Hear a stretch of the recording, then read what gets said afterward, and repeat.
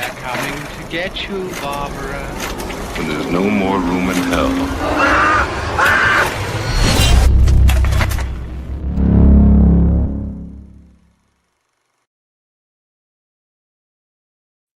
All right, are we live? Can everybody hear me? Hello. I can hear you. Comments over Yes. here. Everybody's here. Oh, good. All right. What's going on, everybody? We're a little late, but we're one down. Oh, Grande. Poor John. Grande's graveyard. Yeah, Grande's supposed to be Poor here, guy. but having some Yeah. issues on his end. Couldn't get him taken care of, figured out. So it's just us four tonight. It's me, Romero, Michael, whatever you want to call me. What's going on, everybody? Happy Saturday night to you. We got Andy over here, Mr. Synth Addict, hanging out, having his vegetarian meal for this vampire flick. And believe it or not, we do have the queen of technical difficulties on our show tonight, Michelle. But Hello. the issue was not with her, believe it or not. For once, don't worry. The night is young. As soon as I hit live on this thing, I started having fucking issues on my end too. So it's like, Oh no. I'm having some Guinness Extra Stout tonight, and I'm gonna have quite a fucking few of these. So let's see. But also making his channel debut for a wide audience, not the members only chat. He joined us for a members only live a couple weeks ago, and thought he did so good. I thought I'd have him back. And of course, we're all sporting our Martin shirts, except for you, Sent. I don't know what's going on with you, but you gotta get one, man. You gotta get one. Yeah, I saw I had this stupid Star Wars shirt. That's all I had. So I was at a geek event today. Oh, come on. Yeah. Star Wars I is still have not my stupid. badge on too from the event. So. Hey, same year. So we're all representing 77, so it's fine. Yeah. It's Stezio, what's going on, brother? Hey, how you guys doing tonight? Hey, this is Unsolicited. Shop alpharomero.com for all your Romero apparel. That's right. There you go. Yeah, I'm even wearing my own shit tonight. This is one of those shirts. This was an idea that Landrum gave me. He was like, dude, if you put that on a shirt, I'll buy it. I'm like, fuck, if I put that on a shirt, I'll buy it. That's a great idea. So Actually, Matt said that he wanted to say that sorry he couldn't join us tonight. I was talking to him earlier. He said, "Tell everybody I said hello." all good. We're here. We're down a couple, but we're hanging in there. Everybody in the chat, again, sorry for the late start. We'll go ahead and get the movie started here shortly. Did want to touch on a few things. I'll say hi to everybody in the chat. Got Mardi Gras in the house. Spoiler-free episode. I don't think so. There's going to be a lot of spoilers in this one. So if you've never seen Martin, maybe watch Martin first, then watch this, and then you can combine them. Watch them with us. Or watch it at the same time. Yeah, there you go. Learn all about the movie as you watch it.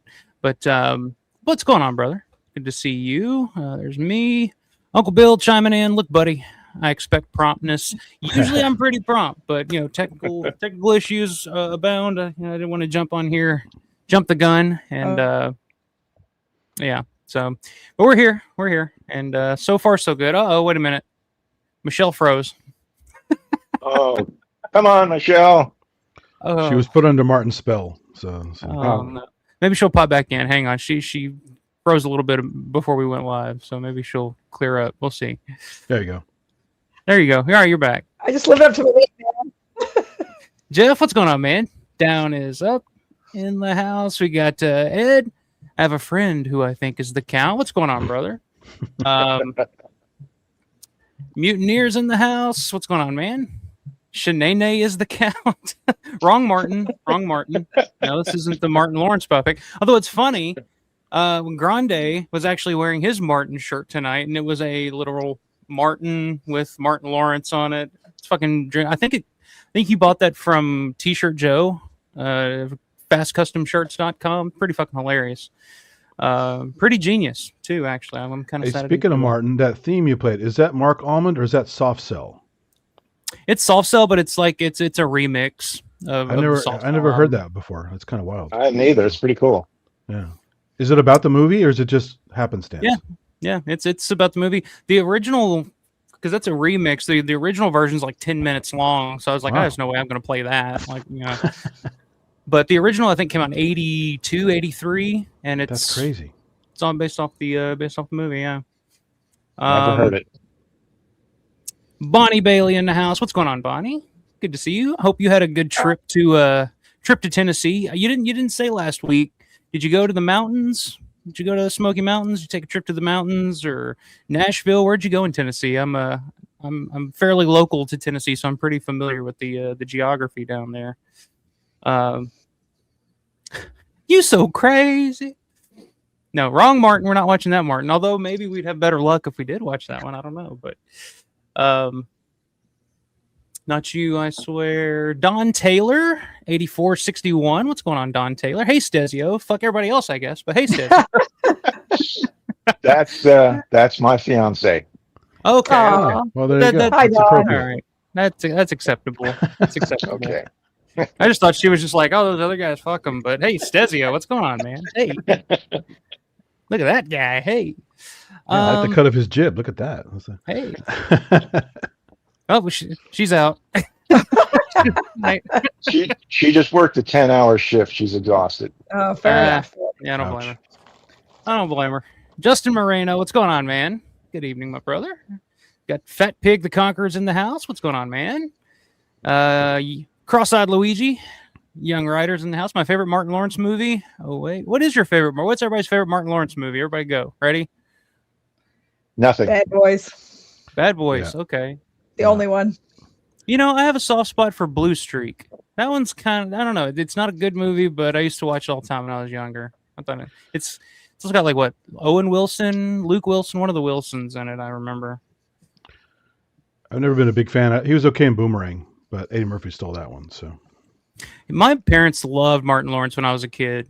Like, I remember being a kid and they had the CD, and this was like when Martin Lawrence was like just coming out, like getting big, and he had that CD Talking Shit, which is like the live stand-up special, and they would listen to that shit in the car with me around, and I just felt like I was like, it's like when you're a kid, you're like watching porn or something, you're just like, am I supposed to be hearing this? Like, oh, like, it's like the first time I heard Richard Pryor in the 70s. It was like, whoa, what's going on? yeah. It was funny that they listened to two comedy CDs from, this is like the early 90s. It's Martin Lawrence Talking Shit and Jeff Foxworthy, You Might Be a Redneck.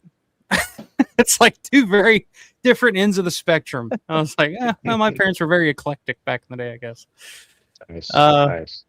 Mr. C302, howdy. What's going on, man? Good to see you. We got Stephen Streck Jr. in the house. Howdy, campers. Your wife loves your shirt. So there you go, Stezio. Or your fiance, future wife.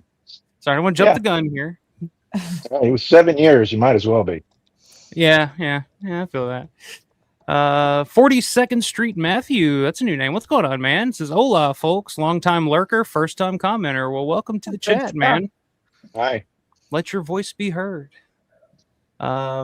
I'm like that too. I watch a lot of live streams, like especially if I'm working on stuff throughout the week, like Grande's and Revival House, Dead Pit, all those guys.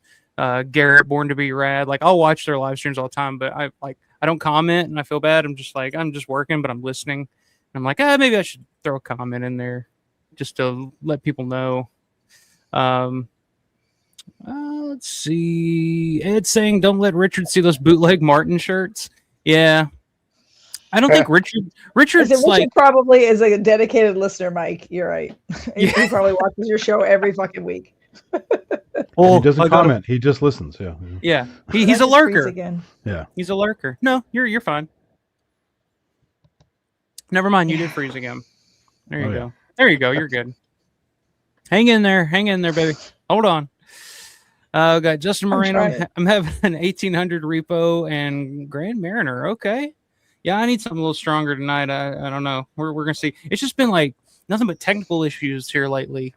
The video I did with Larry, we were having some last week with Greg. He was having issues. Now Grande's having issues, and of course the queen of technical difficulties here tonight. So stay tuned. Who knows what else is gonna happen? But I was joking. All of us are like, we're like 720p, 1080p. Stezio comes on here in fucking 4K, man. He's broadcasting in fucking 2160p. It's bro. I was like, damn, all right. If you're gonna start good, Hell yeah. I appreciate it. Steven said Alpha in all his glory doing commentary for one of his favorite films. Martin, absolutely. His furry tail standing at full attention. Oh, you know Mike, are you erect? Is that what I'm hearing? My furry tail is, yeah, apparently. Steven, how did you know that? Are there cameras in here? There is a camera in here, I guess. Yeah. Michelle, there she goes again, playing freeze tag. There you go. She's frozen again. Hang in there. Dan Fair, what's going on, man? Martin Lawrence was not always careful with the medicine. Yeah, he had some issues, didn't he? Yes. I don't remember. Yes. What they were. Running down Ventura Boulevard in his underwear with a samurai sword. Yeah. Well, who hasn't done that? That's not that Once crazy. in a while, you know. Well, it's not as good as James Brown going out shooting his own car. So, that was. If you can't be rich, if you're rich and you can't be crazy, then what's the point? Yeah. It's like, why not? You can't be crazy and poor because then you get locked up and it just doesn't work. But if you're rich and crazy, then you're just eccentric. You're an You can eccentric get elected. artist. Yeah. Yeah. So. Yes. Exactly. It says, Stesio, how do you have your films behind you organized? That's a good question. Because you have a shit ton. Okay. I'm actually in my office right now. These are movies that I sell at conventions. This is a 17-foot wall, 7 shelves high. My movies are in the other room, and they're alphabetical. Thank you very much. That's always a fun question. I always like to know how people have their shit organized because mine, I have it in alphabetical, but I don't like that because if you have like your Evil Dead movies, it's like Army of Darkness is on one shelf, and then all the way down here is Evil Dead 1 and 2, and then it's. So the caveat is all my Evil Deads are together, all my Romeros are together, all my Carpenters are together, but everything else is alphabetical. It's probably the best way to do it. I tried to do that with like directors. I tried to organize by directors, alphabetically. It's like, Argento, Bava, Carpenter, but I was just, I don't know. It's weird. I have to have them in because then when you get to all the movies that are just like random, just random directors here and there, then it's like, okay, what do I do with these? It goes I have mine Bava, by board chart. genre. That's a. I've got my genre, but in the genre I have like the directors, so like all the Raimi movies together, and the Romeros and the Tarantinos, like in all the different genres, and then I just have like the horror ones that are just not specific. If I don't have like 3 or more of the same from the same director, they just all go in just the general section. Yeah. Where do you put the Russo Romero movies? The My Russo, Romero movies are under Romero Night because Night of the Living Dead and then all the rest. Russo has its own. My Romeros, After Romero. I do all my Romeros by chronologically, kind of like that night through, vanilla season all the way to survival. So anyway, fun sidebar.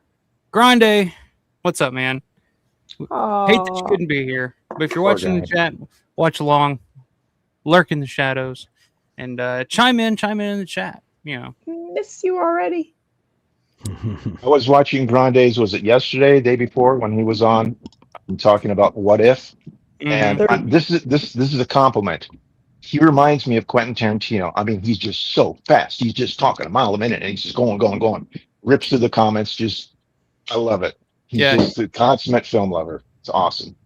He is, and he's so young, but he knows so much about every genre of every decade of every era. And it's just like, I feel like an idiot when I listen to Grande, and he's just like talking about. He asked me questions. Sometimes I'm like, I don't even know who you're talking about, man. He's like, oh, she did this, and this, and she's. I'm just like, So, yeah, he's awesome. He couldn't be here tonight, but everybody go check him out. Grande's Graveyard. Check out his channel. Live stream every Thursday night.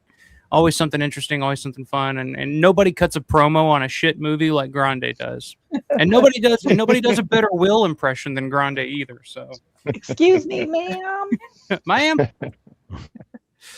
Bonnie saying I was in Linden, south of 40. My mom died. Oh, I'm sorry to hear that. Sorry, we got Bonnie. together for her memorial. Oh. Yeah, sorry to hear that, Bonnie. Oh, that's terrible. Yeah, that sucks. I was hoping you were going for like a nice vacation or something. I always think the best, and it's like, oh shit. All right. Sorry to hear that, Bonnie. It's saying Life. Yeah, Life's a good one. Martin Lawrence, and it's got everybody in that movie. Fucking Joanna Man's in that movie. Oh, Miguel Nunez has a little cameo in that movie. Let's see. Let's see if anybody else I didn't say hi to yet, and then we'll go ahead and get the movie started. And I did want to bring up, let's go ahead and bring the mood down, I guess. I did want to mention the passing of Jim Crut, too, which happened earlier this week. So did want to talk about that, share a couple of things about Jim. But yeah, it was a shitty week, I guess. I don't know. We're going to watch Martin, a very somber, depressing movie. Speaking of Jim, he was a friend of Savini, but do you know how they knew each other? Do you know the backstory on that? I don't, actually. No. It never gets talked about. I'm just curious. Because he goes, hey, you're perfect for your head's a certain shape. I can build it up. And you know. Yeah, it was weird. It's like Savini just knew a bunch of people around the Pittsburgh area from different things. I mean, that's how Mike Ankus got involved with Day of the Dead. I remember him saying. And, yeah, Savini was just kind of all around, I guess. I'll do this. But yeah, I don't remember. I'm sure he said it somewhere before in an interview or something, but I can't remember it off the top of my head. Let me say hi to anybody I missed. 42nd Street Matthew says, does anyone know if the extended cut of Martin at the Pitt Romero archive will ever be available to screen on site? Would be fantastic. I feel like it may be the only way we ever get to see it. As of now, I think they're working towards that. That's the plan, is for people to be able to go visit the archive, watch the movie there, like one person per screen type of thing. But the whole thing is just, it's the rights issue with Richard. And I think once he passes, who knows what's going to happen with the rights of Martin and Dawn of the Dead? Because it'll go to his family, I assume. But what they do with it, who they sell it to, we don't know. So it may get a release or something, like a screening or something at some point. But as of right now, Richard is not playing ball whatsoever. Do they have any film or video you can watch at the archive? Or is it all just stills and papers? I don't know. Actually, I don't know for sure. I know they did like that. University of Pittsburgh. I know they did a mini documentary retrospective on George's life and career, which they showed once, but it was like I was able to see it online, but it's like by like invitation or whatever. You have to sign up for it, so you may be able to watch that there. But anything else, I'm not 100% sure. Also, Savini went to college with Jim Crut, so I assume they probably met there. Okay, there you go. Justin says he does it by genre than director. All right. Norman, what's going on, man? Norman England's in the house. It says organized by release date. If you know film history, it's more fun to see it laid out that way. Yeah, it's like that that scene in what's that movie with the I'll keep wanting to say Analyze This. It's not Analyze This. It's the one about the record store with fucking John Cusack. High Fidelity. High Fidelity. High Fidelity. It's like that scene in High Fidelity where he's talking about it relaxes him to go and reorganize all of his shit. I do that sometimes where I like reorganize all my shit either alphabetically or whatever.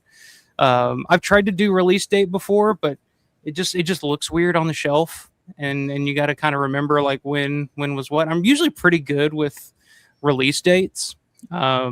But yeah, it just looked a little weird. I thought about doing it like he did in the movie, like autobiographically, like what movies I discovered throughout my life. You know what I mean?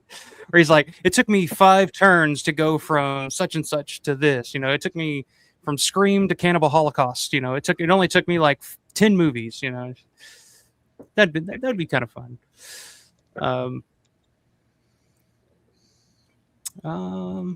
Steven said, I try to keep the movies I watch more closer. I do this because I'm lazy. That's not a bad strategy. Jolly slashers, Policio Tecci.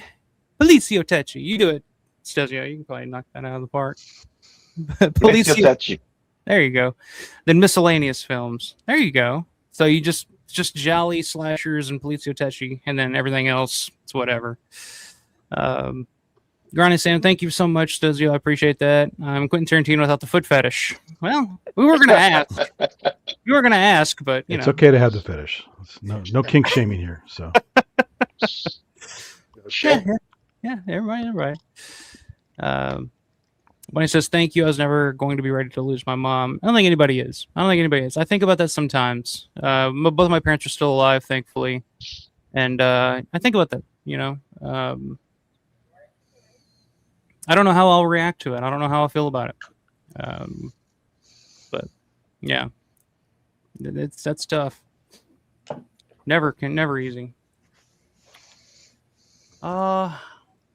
Cooler, what's going on, man? Liquid Cooler's in the house. What's going on, brother? Good to see you. 42nd Street, Matthew. That Romero retrospective was great. I was there virtually the one time they screened it. Would love to see it again. Yeah, I would too. It was really well done, and there was a lot of stuff in there, like a lot of photos and stuff from George's like early days of like when he was young. There was like some footage from some of his like early 8mm footage when he was like a teenager. That was kind of cool to see. Yeah, I'd love for them to do something with that because I think they only showed it once, and then that was about it. And yes, I agree. Underrated vampire film for sure. And we'll get into it. We'll discuss our thoughts if this technically can be considered a vampire film, because is he an actual vampire? You know, that's the interesting thing. He's a bit rapey, but he's an interesting character. So little rapey, but you know, a little bit. Vulo's in the house. What's going on, man? Again, popping in to say hi for a second. Going to be in the Berg next weekend. Lucky man, you have fun, man. As we lose Michelle again. We're dropping like flies tonight. We're dropping like flies. Holy shit. Maybe we should get this thing started before it's too late to turn back. Do we consider Death Dream a vampire film? Have you guys seen Death Dream? Yeah. Would you With consider all that the Savini stuff when I was studying his work, and it's kind of a zombie movie, right? I mean, that was the one. Was that? I've seen so many. The Vietnam vet who comes back, and yeah. So yeah, I saw that a long time. I don't know if I consider it a vampire film. Sadly, the effects weren't great, but I watched it because it was early Savini. So right. I like Death Dream. I wasn't a big fan of it. I was like, it's a little wonky. There's some eerie parts to it, but I wouldn't say vampire film. I would say I'm kind of like you. I've always kind of thought of it as like a weird zombie-esque movie. He refuses to die, basically. Yeah. So. Yeah. Assassin of the Gray. What's going on, man? I did not do it. You cannot prove anything. Okay. All right. Thank you for clearing that up, because I was just about to accuse you. Just don't ask what it is. That's, Yeah.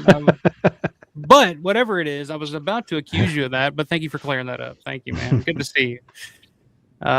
First few Blade films are great. That is an interesting series of vampire flicks. Wasn't that based off a comic book, I believe? Well, I love the opening scene in Blade with Tracy Lords, the famous porn star, introducing him into the bloodbath scene. It was cool. And the music was great. So it's, And Guillermo del Toro kind of knocked out of the park with the second one. So it's. Yeah, I remember liking the first two. It's been a long time since I've seen any of those, but I remember liking the first two a lot. But third one, I don't remember liking that one very much at all. No. Cyan, what's going on, Cyan? What's up? Good to see you. Our resident Knight Riders aficionado. Although she says this is one of her favorite Romero films too. So very cool. Mm-hmm. Welcome to the chat. John Ox, what's going on, John Ox? Death Dream is awesome, he says. Yeah, like I said, I wasn't blown away by it. It wasn't bad. I mean, there's definitely some interesting aspects to it, but wasn't blown away. I really didn't watch it because Savini worked on it. I was just going through all his catalog of stuff. That's what I did at first, but I quite liked it actually. Yeah. Yeah. It's a weird one. Mm-hmm. But all right, what's up, everybody? So I did want to talk about earlier this week, I think it was, Monday, we found out that Jim Crut had passed away at 80, I believe. Was he 80 years old at the time?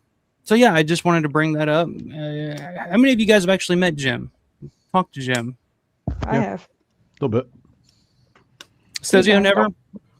Nope. I was hoping to see him last year, and obviously that didn't happen. No. Yeah, he was supposed to be there in June at Living Dead weekend, and he never misses. Never. He's one of the. He's like Sharon, Lenny. Like he's family. He's like one of the crew that never misses these things.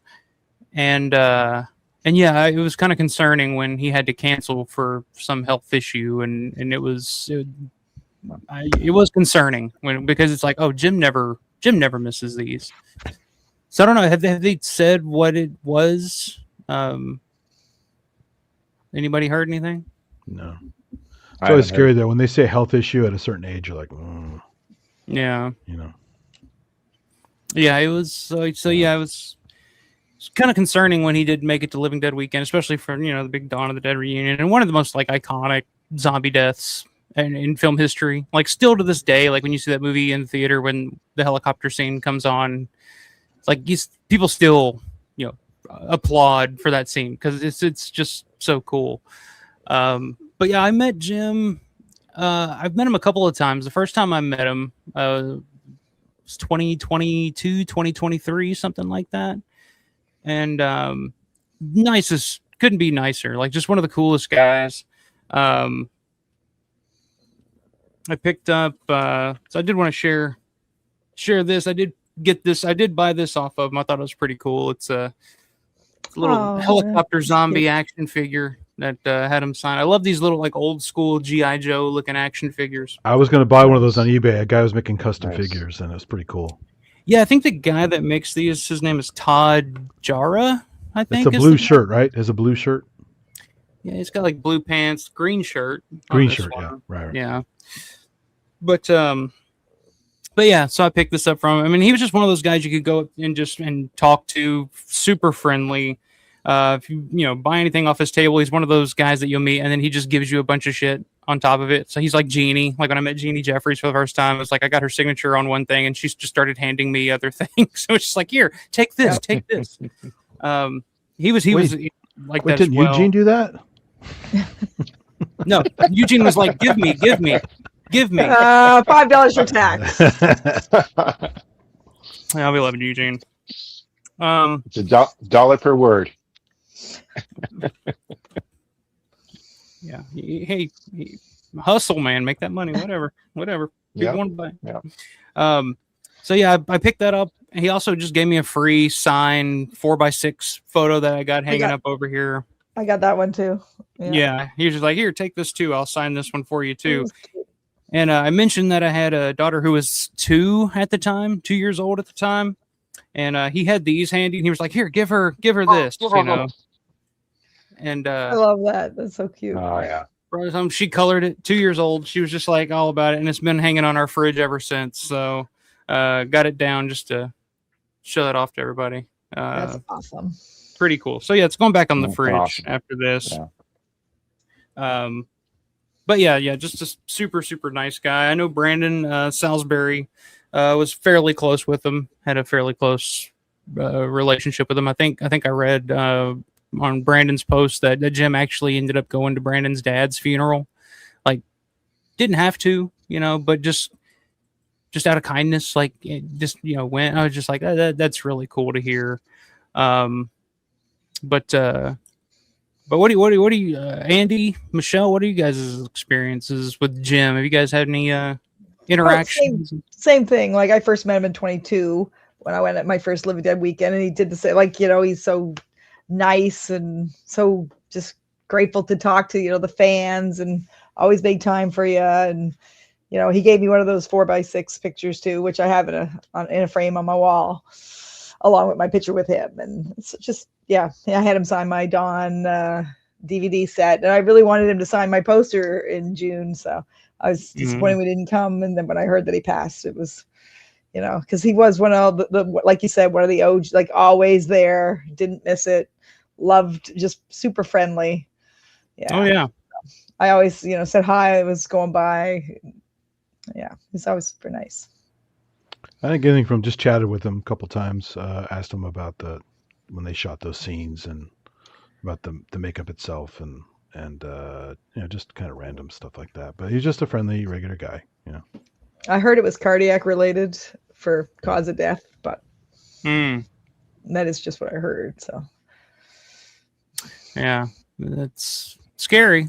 But hey, 80. It's a pretty good run. Pretty good run. If I live to be 80, I'll be a happy man.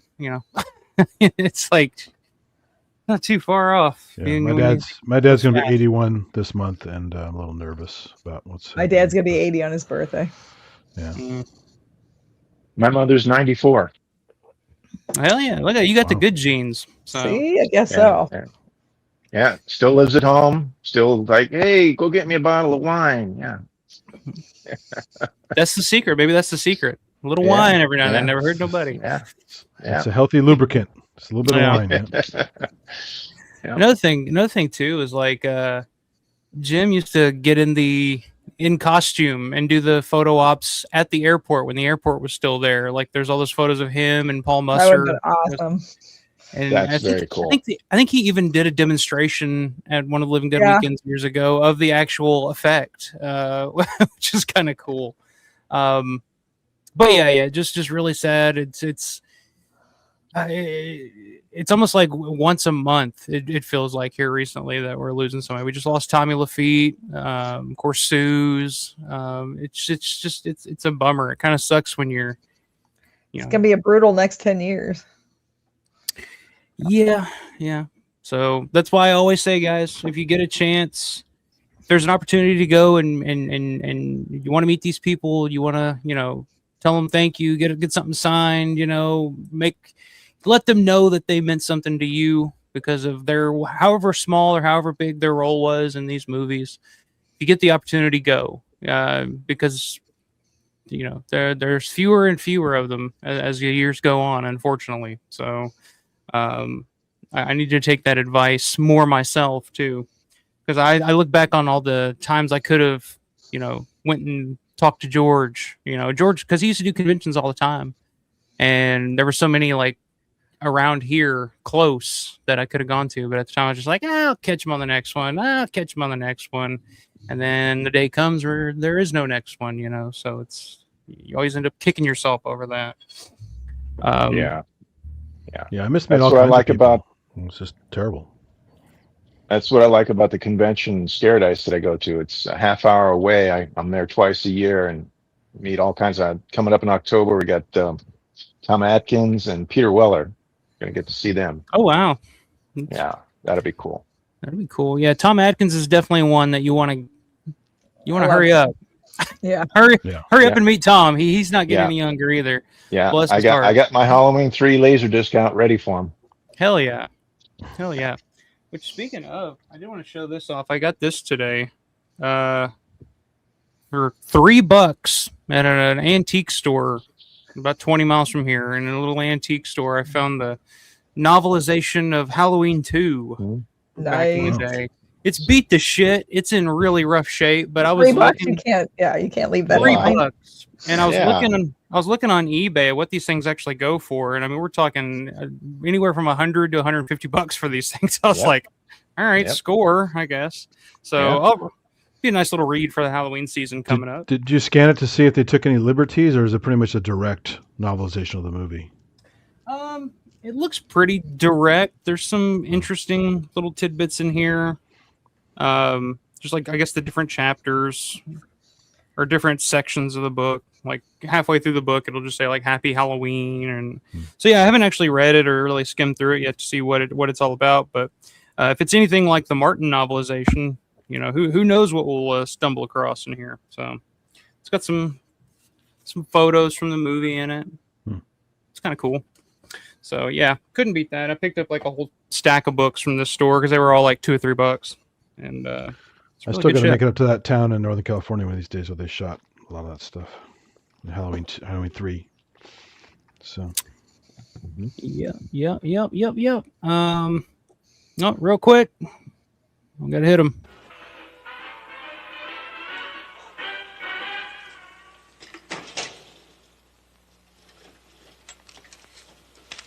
You never know. Money, money, money.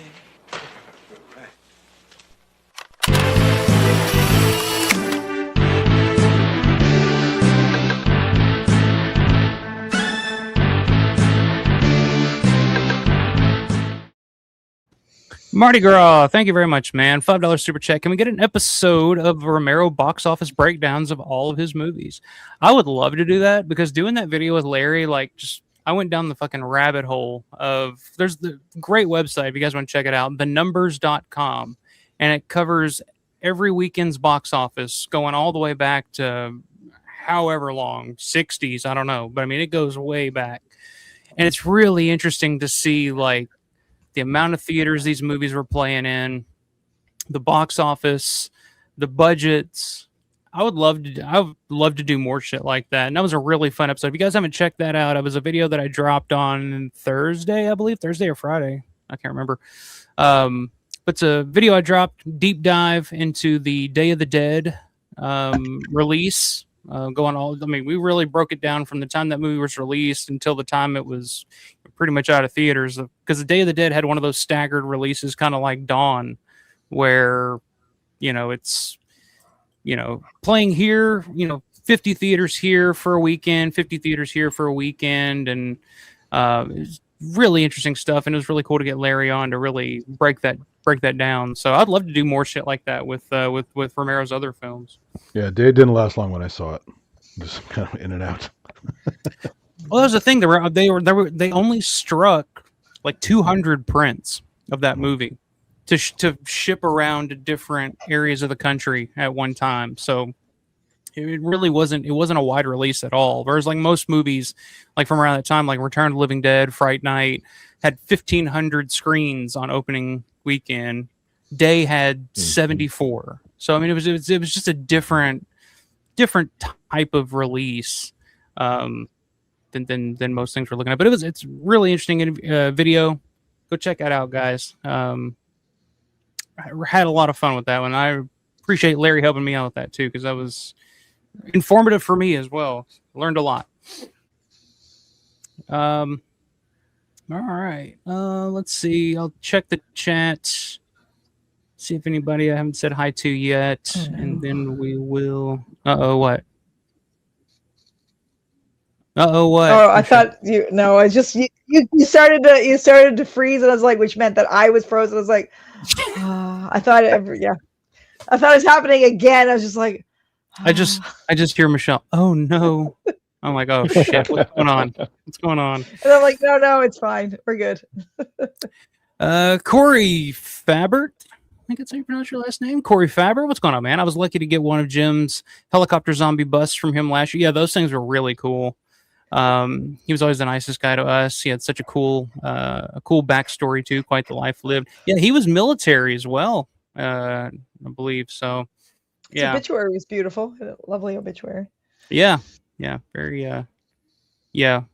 Definitely be a big part of the Living Dead weekend that'll be missing going forward. Because he, like I said, he was there at every one all the time. Like, so it was him missing one was kind of concerning, unfortunately. Nathan B, what's going on, man? Martin. All right. All right. Let's get to it.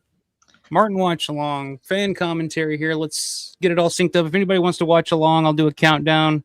3, 2, 1. Press play now. We'll hit play on now, and we'll watch the movie and talk about it. That's how these things work. So let me get this situated here. Now there is a version available on YouTube, but don't watch that version because it's like 3 minutes shorter and it has a lot of the good stuff cut out. So just a heads up, if you guys see it. It's like Filmix is the name of the channel, and it's got some shit cut out. So we're not watching that one. So what versions are we watching, everybody? Where the hell did Stezio go? I'm in the office and I lost the remote for this player, so I have to get up and actually push the button. All right. This is my version right there. There you go. Lionsgate. Lionsgate. That was the Yeah. first version of Martin that I ever owned. I have Yeah. that one too. Yeah. Yeah. I've Yeah. got Second Sight. Second Sight, maybe the best version of Martin to own. She's got the fancy one. Fancy. I have the same one you have too, though. That's what I had for a long time. Fancy. Yeah. I have Got several borrowed in copies. my I have no idea where they VHS. are. I have going back to the VHS and so I don't know. So I just have a Blu-ray rip from the Usenet. So I'm watching. So the version I'm watching is a black and white version that that I put together some years ago. It's actually on Larry's channel as well, but it's a black and white version here on YouTube that you can find if you go to Larry's channel, WGON TV. But I like to watch Martin. Martin's one of those movies that I more and more like to watch in black and white more so than the color version, because it was meant to be in black and white. Like George wanted it originally to be in black and white, so it's kind of shot to be in black and white. So to me, the movie looks better in black and white. So that's the version I'm watching. So my only problem with that is just like with Night, they use chocolate syrup for blood because the contrast is so great for blood on black and white. And when you Yes. shoot a color film and turn it black and white, the red is not very doesn't translate very well. You know. Yeah, it's kind of a charcoaly color. Yeah. What's up, Stacy? Acres of Movies. Who would you cast for a remake? Interesting. If you were to remake Martin, who would play Martin? What do you guys have in mind? I think we talked about this at one point. You just wouldn't do it. I'll tell you what, though. You know who I would cast as Cuda? John Amplis. He'd make a great Cuda now. He's got the goatee. He's got the. It's a little, yeah. Put him in a white suit. We'll see what happens. Yeah, he could do it. Put him in He's a. too Put him in skinny a, though. He has to be fat. Yeah, that's what I mean. Yeah. He seems a little too skinny. Put him in a white lab coat, and he can pull it off. Get him the Santa treatment. Make him look fat, right? So There you go. But yeah, I John don't know and about. anything. Yeah, I'm down with that. But I would totally do John Amplis as Cuda. Just fan service. That that would be my version of fan service. But all right, you guys ready to roll? Ready. Yep. Still good here. All right. So I'm gonna do a countdown. 3, 2, 1. Press play now, and on now we'll all hit play. If you're watching, make sure you're synced up to the beginning of the movie. So don't hit play, and then there's like a Anchor Bay sign or a Lionsgate thing that pops up first. Make sure we're all, as soon as we hit play, we're going to hear all aboard. Okay? Yep. Steady? All right. All right, here we go. 3, 2, 1. Press play now. All right. So Here there's we go. Christine Romero. And of course, the voice of Vince Cervinsky, Love the great Vince. Vince Love it. Cervinsky, who was like the unsung hero of most of Romero's early work. Yeah. I always find it interesting that Vince Cervinsky owned a skating rink before he got into the movies. And he was just a lifelong skating rink owner who eventually just wanted to be in the movie business and hooked up with the Latent Image guys and was like, hey, I'll help finance shit and I'll help out any way I can. And they were like, all right. And he really stuck with Romero all the way through Creepshow? Night Riders? Creepshow? Something like that? Because I even think he was doing stuff on the business end for Dawn. I like the haunting. The haunting music is even more haunting by the extreme use of the phase shifter on the Fender Rhodes, so it gets an extra creepy vibe. It could have been just a beautiful creepy thing, but now it's extra creepy because it's all distorted and wonky. So Yeah, Vince was Creepshow, Night Riders, who's at least had like a thanks. Yeah. 'Cause Yeah, I've got a tag on my letterbox for Vince, and I just had to click on it. I'm like, ooh, choose on the loose. Hey, there you go. I gotta watch that.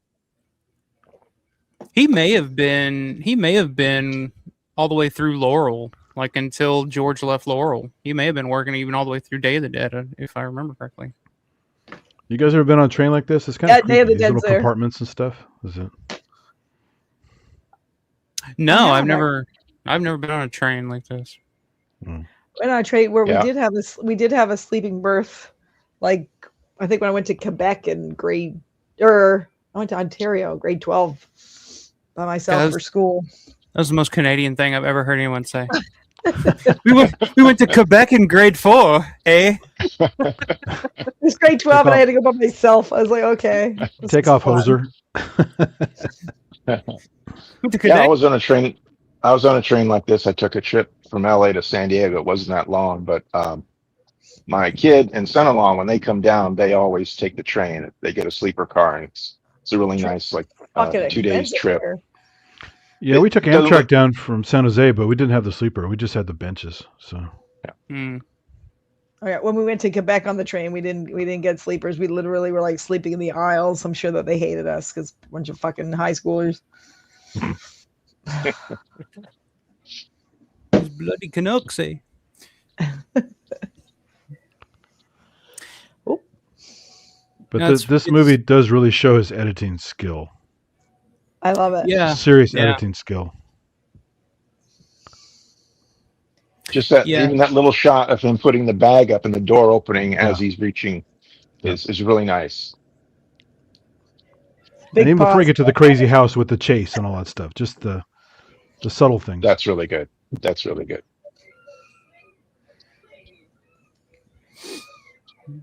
Nobody hears this. She is screaming. Nobody hears it. Yeah. Movie logic. Well, it is Pennsylvania, so Everybody's asleep. Yeah. Well, the interesting cut here that I've always been kind of confused by. She got no Is more this- face cream on, just so you know. But anyway, yeah. That's the weird cut that makes me wonder if there's more in the uncut version that we don't get here of like what happens, like because there's no more face cream on. Her hair is now no longer in a ponytail. yeah. I guess it is. It kind of is there. It kind of is there, yeah. I like how he made her a strong character talking shit to him the whole time. It's great. So, Me too. I tell you, when I watch, especially the scenes where he's attacking his victims, and I go back and I know that Savini actually auditioned. He wanted to play Martin. The difference would have been night and day in this movie. I mean, because John is so sympathetic, and he looks like a baby deer in most of it. So you feel sorry for him, and you empathize with the serial killer. Savini would have given it a completely different vibe. This is true. Yeah, if you ever read the screenplay, if you ever read the novelization, it's like the character comes off so much more diabolical, so much more unlikable when you just read the character. Because if you just read what he's doing to these women, it's like yuck. You know, you're just like, oh, this is a horrible son of a bitch. Like, but in this movie, like Amplis's performance is so sympathetic. I think anybody else, it wouldn't play the same. It wouldn't be the same movie. That's why when you ask somebody like, oh, how, what would you, if you were to recast this or, do a remake or something, it's like, who would you like? It's hard to say because it really, the performance makes this movie, I think. well, the pathos also comes from the fact that he's clearly, I mean, spoiler alert, he is mentally ill. He's not a vampire. He's got problems, right? Or is he? Is Or it? is he? Romero always said that he wasn't. It's just a mental thing. But I don't there's buy it. there's nothing in this movie that gives that away. Everything about this, you could say maybe he the is black and white scenes. Yeah, it does vampire. look like they're flashing back a long time, but that Mhm. could just be shot that way for effect. You know what I mean? So It could just it could just be in his head, where he's or in his head think- too. Yeah, all right. yeah, it's like in his mind, this is what he's doing because he's seen so many movies. He's taking the lore, literally. Or it really could just be a memory that he has from all those years ago. We don't know. There's no solution. And the way that he's killed, spoiler alert, doesn't give anything away either because, I mean, it is Kill odd that anybody. he's Kuda's cousin, even though he's super young. Yeah. So that kind of Exactly. leads in there a little bit, but And the fact that Kuda says that he's old and he's going through the albums and he's saying, he's this old. So Yeah. why would Kuda think he was old? He's family. He would know when he was well, born. Kuda's also mentally ill. So, Yeah, he's just as crazy. yeah, Or is he's he? an enabler. Or is he? Is he? Exactly. Exactly. It's possible. They did leave that open to interpretation. Yeah. But I think George is right. It's not Great it's not effect here. This is I one love of the best Whoa, to look at me. that. This is one of the best effects that Savini's ever did, like in any movie ever. It's just that blade And it down was the so arm like that. Just so simple how he did it too. It's the It magic is. trick thing. Yeah, it's really simple. Yeah. But I think the thing that makes it work Great shot. is that first slice doesn't quite Mhm. work. It's the failed one. Yeah, it's Yeah, like by accident. okay. You think you're like okay, maybe it's not gonna go crazy here, and then he does it again. Then it's just like overload, and you're like Yeah. shit. Yeah. Which I'm really sensitive about that part of my body anyway. Like anything from like the wrist, like right here, just freaks me out. So that's extra. But outside of that, like I feel like the effects in this movie are a little lacking, in my opinion. It's not Yeah, Savini's it's early best work days. at all. Yeah, Yeah. early days.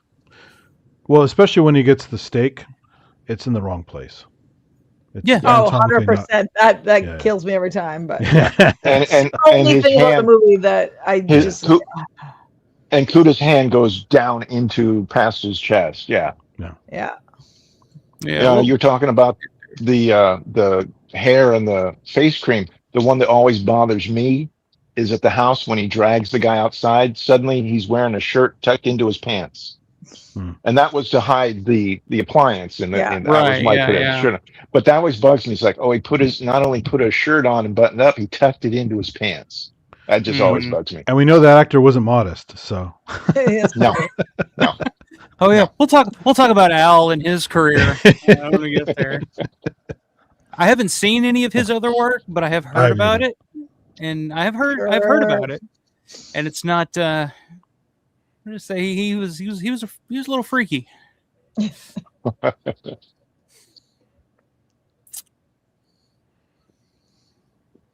Yeah, great intro, great first scene.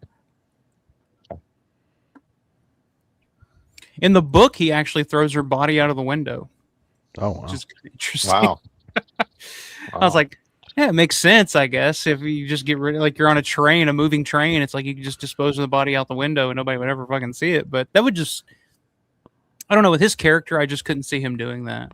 So he meticulously edited him dropping the syringe holder, but did you see him picking it up? I don't remember if he showed that or not.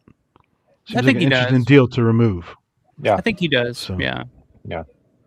Because you would think he would show that as well.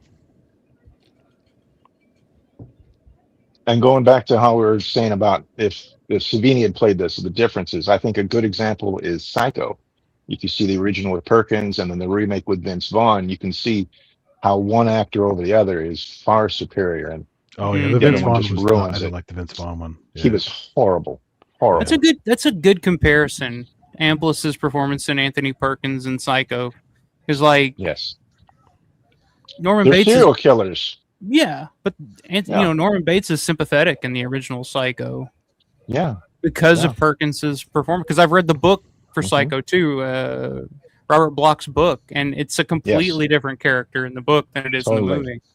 Yeah. He's short, heavy set. He kills her in the shower with an axe. Totally Yeah. different. Yeah. These are beautiful shots here. Also, see how he hobbles with that bag? Vampires are strong. He wouldn't be struggling like that. Damn it. Well, he's a different And it's kind of daytime. vampire. He's a soft vampire. Yes, Yeah, it is daytime. emo. He would be slightly Daytime. weakened as well. We're not even going into all that lore. That's the thing too. The whole garlic thing and the reflections and I mean, it could be a form of the movie hemophilia. Lie?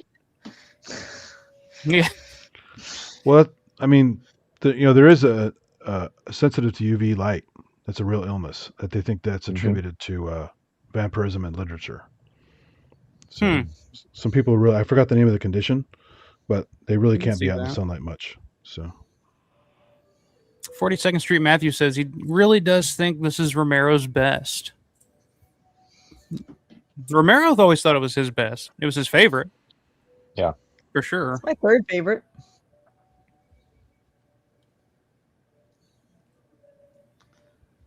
I like that shot. I vaguely remember seeing this with my parents. I think it was at a drive-in as a second feature. But I think I fell asleep. I was like 12 years old at the time. I met that guy. I got his picture signed. Oh yeah. Tell us about that, because Larry. I like happened to be in now, Pittsburgh for the film festival that I was telling you about earlier tonight, and he was playing at the Leaf and Bean in the Strip district, and Larry said, "Oh, you should go see this guy play." And so he sent me a picture that I went to FedEx, I think, or Kinko's, and printed off, and I got one for Larry too because he had never met him. And then I showed up, and Larry had told him on Facebook that I was coming.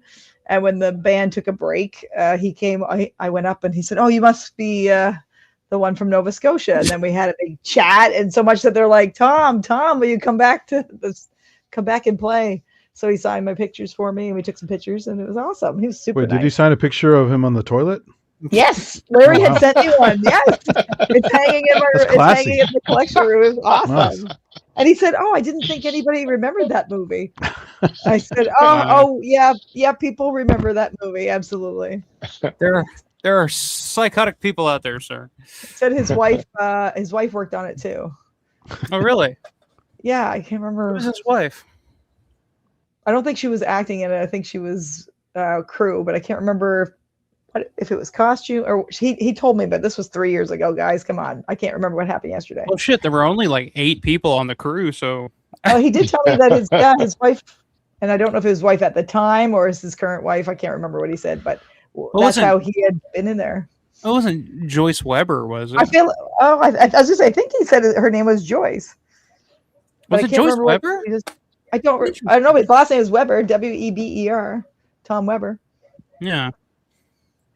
Okay, yeah, all right, then that would be Joyce. Oh, okay, that's interesting because Joyce was like she did quite a bit on this movie. She was like a production assistant or something. Like really must be her. So I was actually thinking about her the other day when I was putting everything together for this. I was like, wonder, like that's one of those people that you wonder, like, whatever happened to her, like Joyce Weber, because she had a pretty sizable role in the making of this movie. So that's interesting. I didn't know that. Look, I'm learning shit tonight. I forgot about it until right now, actually. I was like, funny, I hadn't thought about that in a while. I drove by that kind of scrapyard area on my night tour of Braddock, and it was so much broken glass out there, so I'm not going to hang around here. Plus, it was a little bit creepy out there.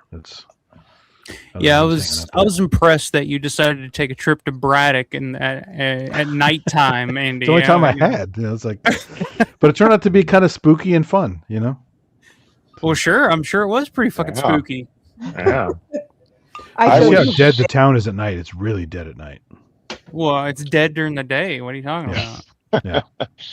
I was so excited when we drove to the house and I got out and I was like giddy with joy and Dawn hadn't seen the movie yet, so she didn't understand. I'm like, this is where Martin Luther's like staying in front. I'm gonna take a picture. Yeah.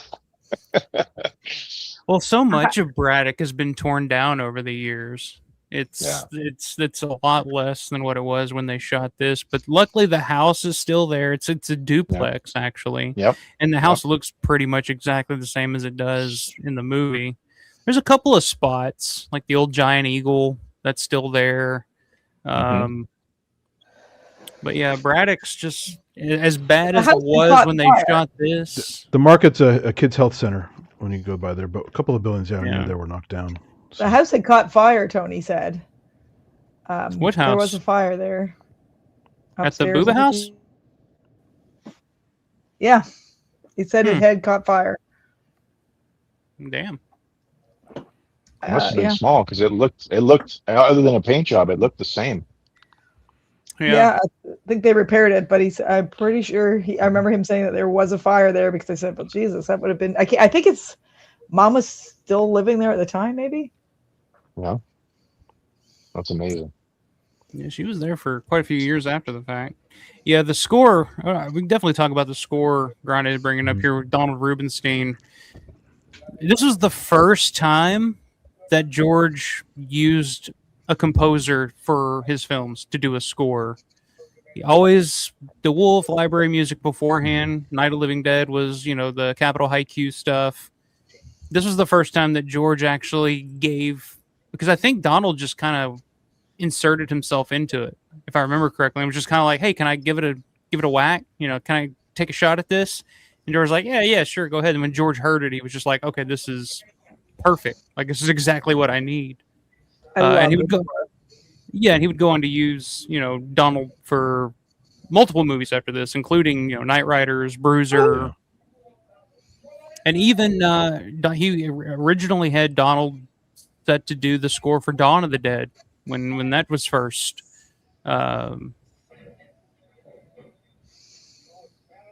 being bandied around. So yeah, it's an amazing score. See, Andy, vampire. Yeah, he backed up. He saw that cross and backed up. Because he's mentally ill. He thinks he's a vampire. A lot of people mentally ill do crazy shit. I see it all the time, driving people around. So, and you're in California too, so you see it a lot. Yeah. San Francisco, big time. Who? LA. Oh, it's always that cross. It looks like it was like carved out of soap or something. That's an interesting. It's probably ivory, which is really sad, actually. It looks like an old glow in the dark one that I got. Yeah, I was going to say it looks glow in the dark. It's got that green tint to it. I had one like that when I was a kid. Yeah.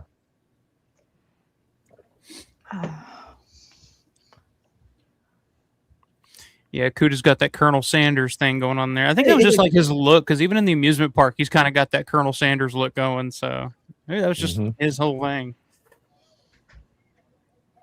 Now, this market was an actual market at the time that they shot in.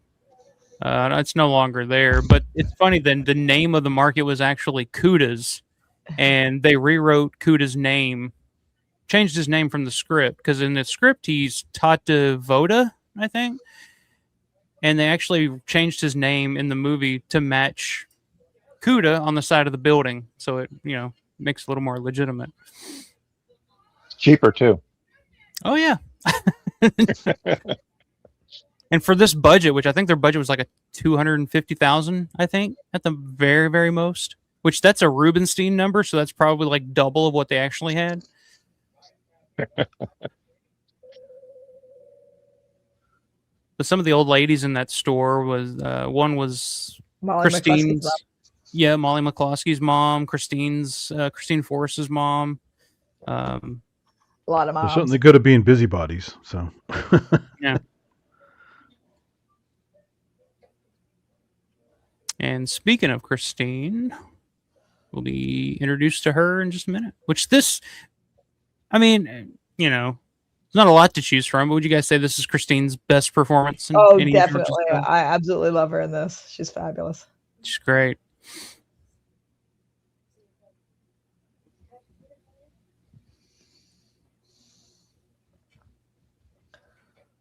Weird kid. I think he's autistic. Okay. I think that's what I think that's the idea that they were going for, is that Martin is kind of on the spectrum, and that's kind of how, the townsfolk kind of treat him. That's how he comes across in the book too. It's like when he has sex with Mrs. Santini later in the movie. In the book, it's very graphic, very detailed sex, and it's from her point of view. It's like she's saying, like, this feels so taboo to have sex with this mentally ill kid, and it's like that's what's really getting her off, Well, she reminded of her old cat, right? So she always wanted to fuck that cat. Yeah. He just listens so well. Just sits there and listens. That's every woman's dream. Just a man that'll sit there, shut up, and listen. And of course, she was really messed up because of what happens with her. So, a lot of people messed up in this movie. A lot of mental illness going on here. A lot of mental illness going on. That's the thing. Everybody here is crazy in some kind of way. Let me ask you guys, because this is the only copy I have. Is it me, or is it in like certain shots? It's kind of like fisheyed. When they get to the edge of the screen, it kind of warps a little. Mm-hmm. Well, the Is film that is like the film's supposed to be presented in a 4:3, ratio. okay? So it's supposed to be full frame like this. Some versions, I know the Lionsgate version that you have is full frame 4:3. Some versions, like the Anchor Bay, is presented 16:9, and it cuts off, a lot at the top, a lot at the bottom, and so you don't see Right there. that. But if, Yeah, Yeah. her face just kind of went. Wah. Oh. yeah, Yeah, Some wide angle lenses are like that though. They're wide enough to Yeah. get almost fisheye. So yeah. especially when they have extreme angles, like when Kuda walks by in the beginning in front of him. Yeah. That long Yes. shot. And it's at a low angle, so it gets all distorted. So Grindstone, I saw Matt visited the outside of the house. I know it's Michael's #1 place he wants to visit, Romero location-wise. I hope it happens someday for you. I've been to the house. Are you talking about the Booba house, Grande? I've been outside. I've never been inside because people that live there now don't seem too friendly or too interested. you want to go in the back and see the planter where he's buried, right? So Yeah. Well, the first time I drove by that house, there was some angry looking fucking woman sitting on the porch, just like giving me the fucking stank eyes. I drove by and she was just like, "What are you looking at?" And I was just like, "Nothing. Just nice house, lady." And I was like, "All right." I think They it's played like their drone cards footage I'm right. cobbling together, but I haven't looked at all the footage yet. So If they played their cards right, they can make a little money, have some tours. Right? Yeah. I'd Yeah. give him I'd drop a 50 just to take a little tour around the house. Yeah. well, heck the yeah. problem Maybe is go with Tony. Nobody fucks with Tony and Braddock. you get these It's like extreme the fans. Godfather of Braddock. There, that's You guys know about the Breaking Bad house with the pizza on the roof, and people keep going by the Yeah. actual house and throwing Yeah. the pizza on the roof. So, Yeah. Yeah. When Tony picked me up, he said that earlier that week his car had gotten a flat tire in Braddock, and the mayor of Braddock had stopped and changed it for him. So There I you said, go. "See, yeah, Tony's a fucking legend." It's like the Vito Corleone of fucking Braddock. You do me a favor, I'll do you a favor. It was There's actually cool. Like we didn't just do Martin locations. We went to like a glass, like a stained glass factory, and like a guy who does stained glass. We went and visited him. It was really cool. We That's just kind of cool. did some other random Braddock stuff too. That is a creepy That's fucking baby. Just Yeah. A little bit. especially the jump cuts. right? Closer. It's great Most shots. Victorian era toys are creepy. I love them though. I wouldn't change it. I love the shots of this stuff though, like the 3D Jesus on the wall that like follows you wherever, depending on where you look. Like this is the type of stuff that you would expect to see in Kuda's house. Somebody super Catholic, old school. Like this is the type of shit that would be in my grandma's house back in the day. It's like. Have you seen the 3D Jesus? It's at the Trundle Manor now. I was there when they had bought it and Where is it put at? it up. The Trundle Manor. Have you ever been there in Pittsburgh? No. It's fucking awesome. It's What like is it's like a house of oddities. Oh. I actually went to one of those today, actually. It was kind of cool. Oh well, this one's really this one's pretty awesome. Like that. Yeah, this one's awesome. And yeah, they have that 3D Jesus. And they The had one from the movie? Yep. Yeah, Tony had it in 2023 there, I think at his table or something or somehow, and they bought it from him and they had Amplis sign it. I've got a picture of it somewhere on the wall at that's my favorite shot in the entire movie right there with him on that trestle. Yeah, at the bridge. Yeah. It's, This is the thing that disappeared a long time ago, right? Is it I know. Yeah, because there were two bridges in Braddock, and everybody kept thinking that the one bridge that is still standing was the bridge from the movie. And I think Larry kind of figured out probably about 10 years ago that the actual bridge that they used had actually been torn down, unfortunately, because that would have been a great spot. Oh yeah. They actually used one of those similar bridges, the other bridge that looks just like that one in that that movie Out of the Furnace with Christian Bale and Woody Harrelson, there's actually a scene that takes place on that bridge. So I remember when I first saw that movie, I was thinking, is that the bridge from Martin? Is that the bridge from Martin? And no, it's the other bridge, but they look exactly the same. So it's kind of hard to tell. I drove by this house on my tour, and there's a bunch of forklift pallets outside. They're collecting forklift pallets. Well, the interesting thing about this scene, have any of you guys ever seen Vampire from 1932, 31? No. Yeah, not yet. No. The opening scene in Vampire was taken almost verbatim for this movie, because the opening of that movie opens with a guy walking up to a house, peeking in a window, and then somebody in a window, a lady in a window above him, pops out and is like, "Hi, are you so and so?" And he's like, "Yeah. Is this a hotel? I need a place to stay for the night." And she says, "Yeah. Go around to the side. Go around to the side." And I first saw that movie, I was just like, "Oh my god, fucking Martin!" It's like, oh, that's where George got that. He must have fucking watched Vampire when he was writing this or something. I don't know. I was like, it's almost like shot for shot. There's Elaine Nadeau, who sadly, I think she passed away a long time ago. I want to say it was maybe shortly after this came out.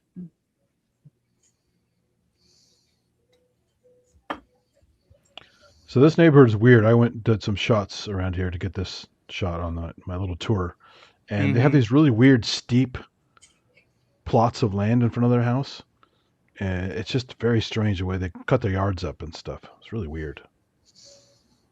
Well, you can see it's very hilly. Yeah, every yard is like that. It's got a little hillock kind of. This is North Braddock, I believe. Yeah.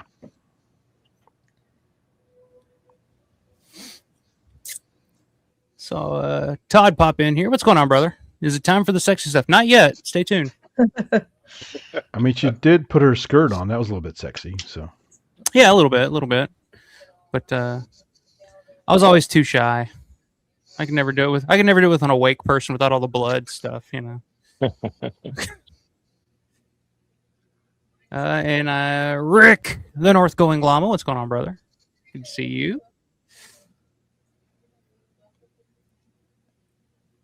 Steven's saying this girl looks like she's done porn before. I don't think so. Wait, we'll talk about that when we get to the Levitsky scene here coming up. But so there was some porn actors involved in this, but I don't think Elaine Nadeau ever did porn. Not that I know of. Not that's for like wide consumption, at least. Oh, you meant like inside the house, Grande? Yeah, I've never been inside the house. I want to get inside the house, the Levitsky house. You know, the one with Al Levitsky and Sarah Venable, where the chase scene and all that. That's the house. That's the dream house to get with into. The worst interior decorating ever. Is that? Yeah.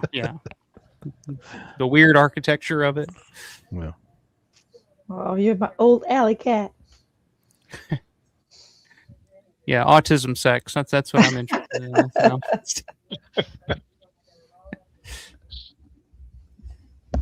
Grande said, when I was a kid, my uncle always used to say, put garlic on pizza. It keeps the vampires away. Martin was cool with garlic, though. Yeah, so it wouldn't have worked on Martin. So. It's good advice. Good advice.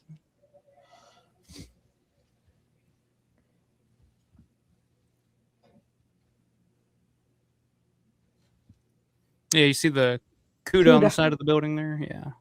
Mm-hmm.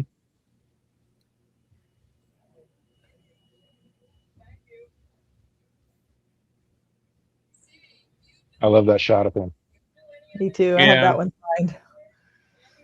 It's a good one.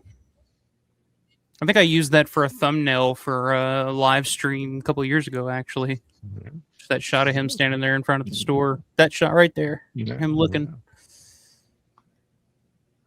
Oh, Kuda's like, I don't think so. Kuda's trying to be a cock Kuda's a cock blocker.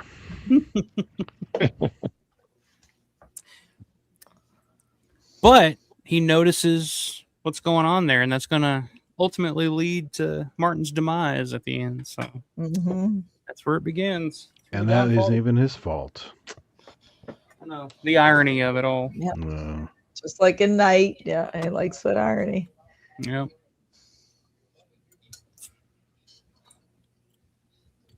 This is perhaps Christine's worst outfit in this movie. yeah, that's what that is. That Which one? It looks like she's wearing two. Yeah. It's like a potato sack on top of a turtleneck or something. I don't know.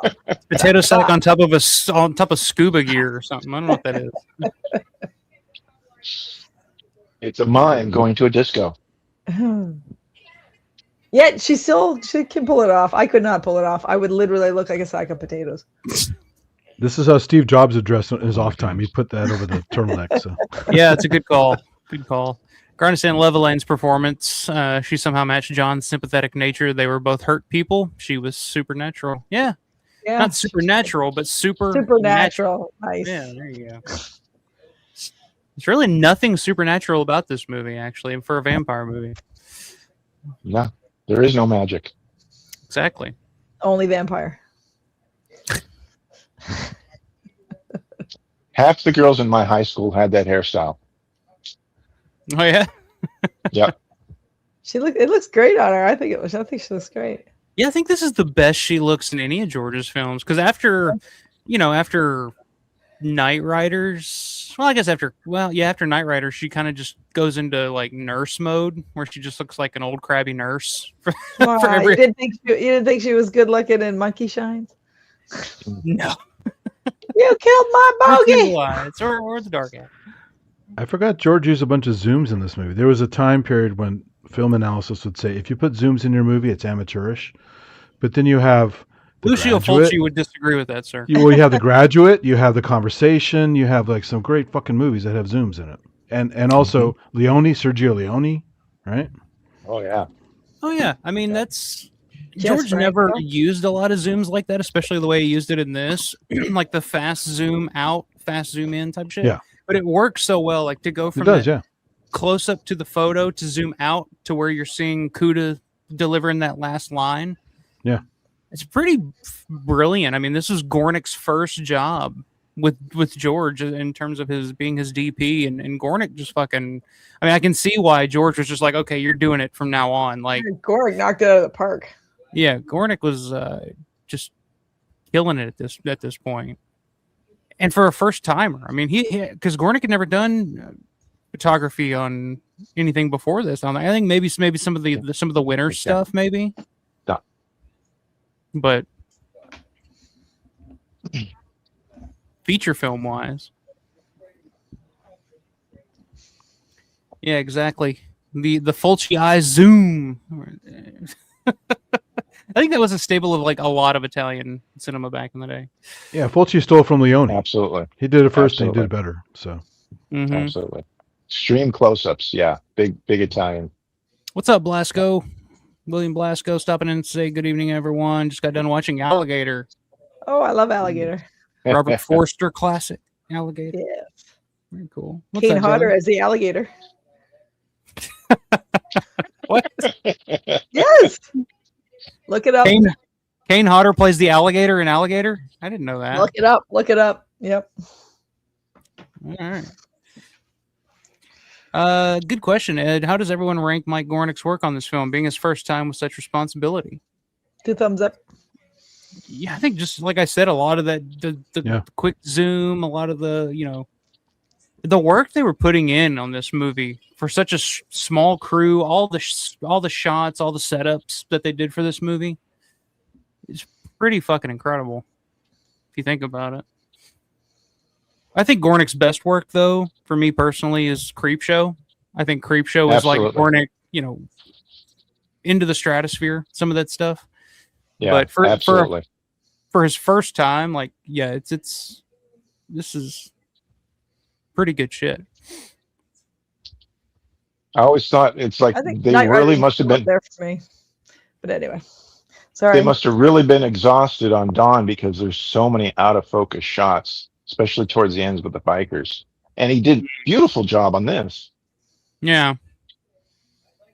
No, well, especially like it has to be out of focus. Well, especially with the biker stuff. I think they had a couple of different cameras, and they were just kind of mean, they really had like real bikers driving through the mall, and they were just trying to grab as much as they could while while the chaos was going on. It was very they had time constraints, so they had to kind of shoot whatever. Yeah. It was almost shot like documentary style. But no, he does beautiful work in this.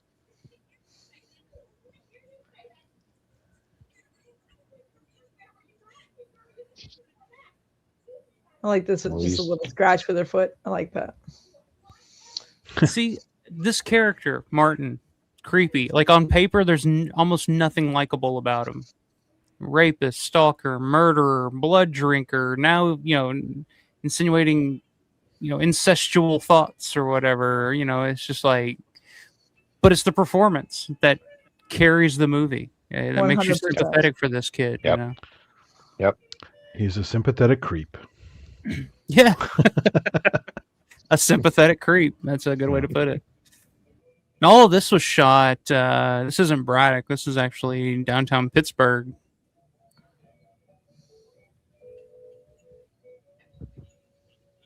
This guy's haircut. It's just like. This store was in Braddock, though. Yeah, this is in Braddock. Yeah. But that guy's straight out of fucking Lancaster, Pennsylvania. That dude's on like a Romspringer or something. That dude's got the Amish look going on like crazy. This is the Old Giant Eagle, which is like a clinic now. Yeah.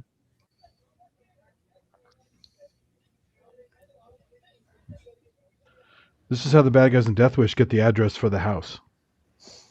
Mm-hmm. From the store. Yes, but the check and the actual house have different addresses. I want to know, so I'm curious what address that was, whose check that was. Because the name, it's covered up mostly, but you can see BER. This is what made me think of Joyce Weber. Was that Joyce Weber's check? Oh, that's a good question. Was that her old address? I kind of want to look that up now. Because I'm just that fucking weird, I guess. I don't know. It's a thin line between film fan and stalker, really. Oh, yeah, I walk that line. I walk that line very, very closely. Also, another historic thing about vampires, they don't eat regular food. He's eating ice cream. He's eating all kinds of stuff. So. You don't know. That's the lore. I'm just saying that's the lore. Well, there is no magic, Andy. There is no magic. Oh, Richard being Richard. I feel like he didn't have to act much for this. Yes. Yeah. Oh, Jesus. I only give to organized charities. Fine, here's you want money? 15 cents. Here you go. Elaine, why didn't she do more? I don't know. Like I said, I think she ended up passing away not too long after this. I'd have to look it up, but yeah, I'm not sure. I thought she did a pretty good job in this. I don't know what else she actually had done, but I think if you look at her IMDb, I think there's maybe one other thing that she was involved in after Martin. But yeah, I'm not sure. She didn't do any porn, like I said, I don't know of. But speaking of porn, now we're getting to the little bitsy stuff. Here we go. Yeah. This is a wacky musical cue as well. This whole scene, some crazy music. Yeah, some of Donald's stuff is a little jazzy for my taste.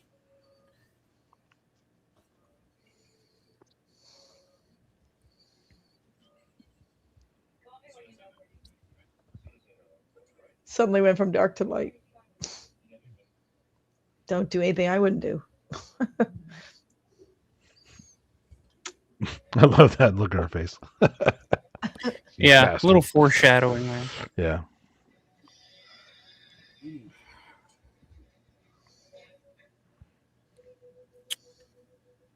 I'll tell you a little bit of the only time I did any real kind of like stalker-ish thing as a fan.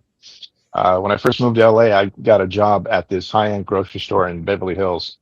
And I was in the back one day and they were preparing an order to be delivered. And I saw on the tag, it said H. Ford. And I'm like, I wonder if that's Harrison Ford. I'm like, I'll take it. So I went there. It was a real nice house, like the end of this cul-de-sac up in the hills and stuff. And I knocked on the door and Melissa Matheson, Harrison's then wife, answered the door, and I'm like, okay, this is it. This is it. And I went there numerous times at night and just kind of parked out and just kind of like looked at the house. That's the only kind of stalkerish thing I ever did as a fan. Just hoping that I'd see him like come or go. When And I did you? visited the I didn't, but I wound up meeting him a couple times after that, working on different things. But that was like when I first moved to LA, and I was very much like, "Ooh, Harrison Ford." Yeah. But I when I wound up visited the meeting him. Grand Tetons, he Very nice was guy. living out there, and he was known to visit Yeah. this one bar in town there, and Yeah. and we were eating there one time. I didn't see him, but I was like, it'd be kind of funny if you walked through the door, just Yeah. hang out there. I worked on Air Force One. They were shooting the Moscow airport scene at the emergency landing at LAX with the mock-up of the Air Force One and everything. And in the limousine, he was smoking a cigar, and we cut for lunch, and I was just walking by, and I looked in, and I saw a cigar sitting in the ashtray, and yeah, it wound up at home. Nice. Yeah.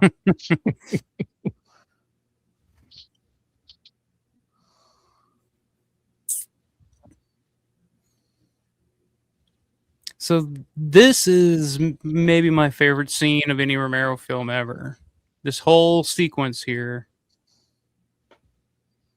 Just because all the little details, like the light bulb gag there, all the little details.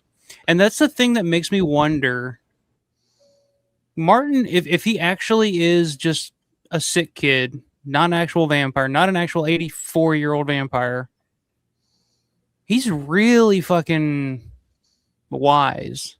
And it seems like he really knows his shit for a 19, 20-year-old kid, whatever you're supposed to be. It seems I went like to he's high school with done some this kids who by could have done this kind of stuff. There's some smart kids in Oh, high school. come though. on. Come on. I'm serious. Hey, really I got back only for a second. One of my brother's Yeah, friends was taking SATs for people. He was doing all kinds of like electronics design, inventing stuff, and he could have easily been a Martin if he was a nut. So-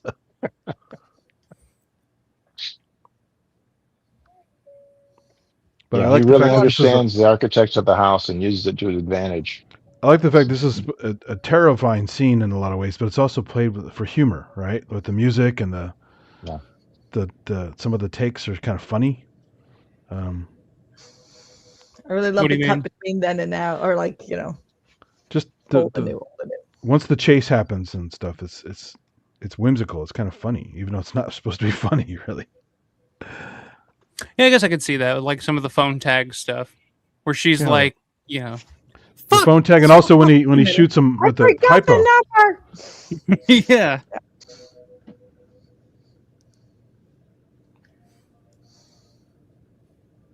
But I do love like the juxtaposition here, like, and when it goes into the flashback stuff in the black and white, it's like that's what you would think of like in Gothic lore. It's like stalking your victim, and she's waiting on the bed with the candles and all that.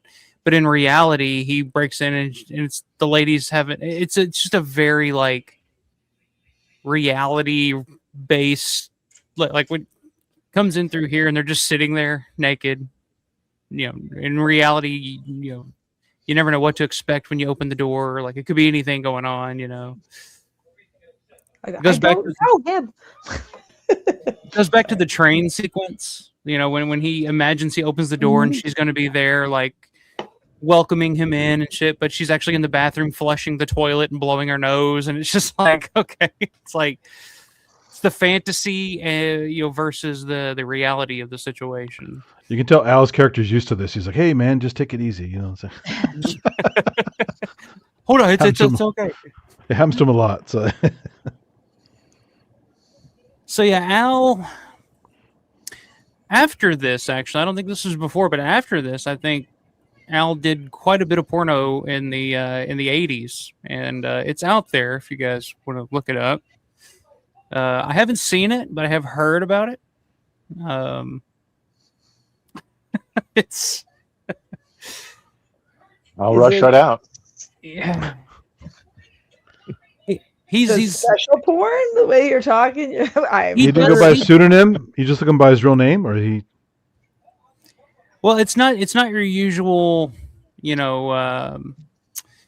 missionary, lady man, happy good old fashioned porn. Is it like Stephen Jeffries porn? It's I don't know. What is that?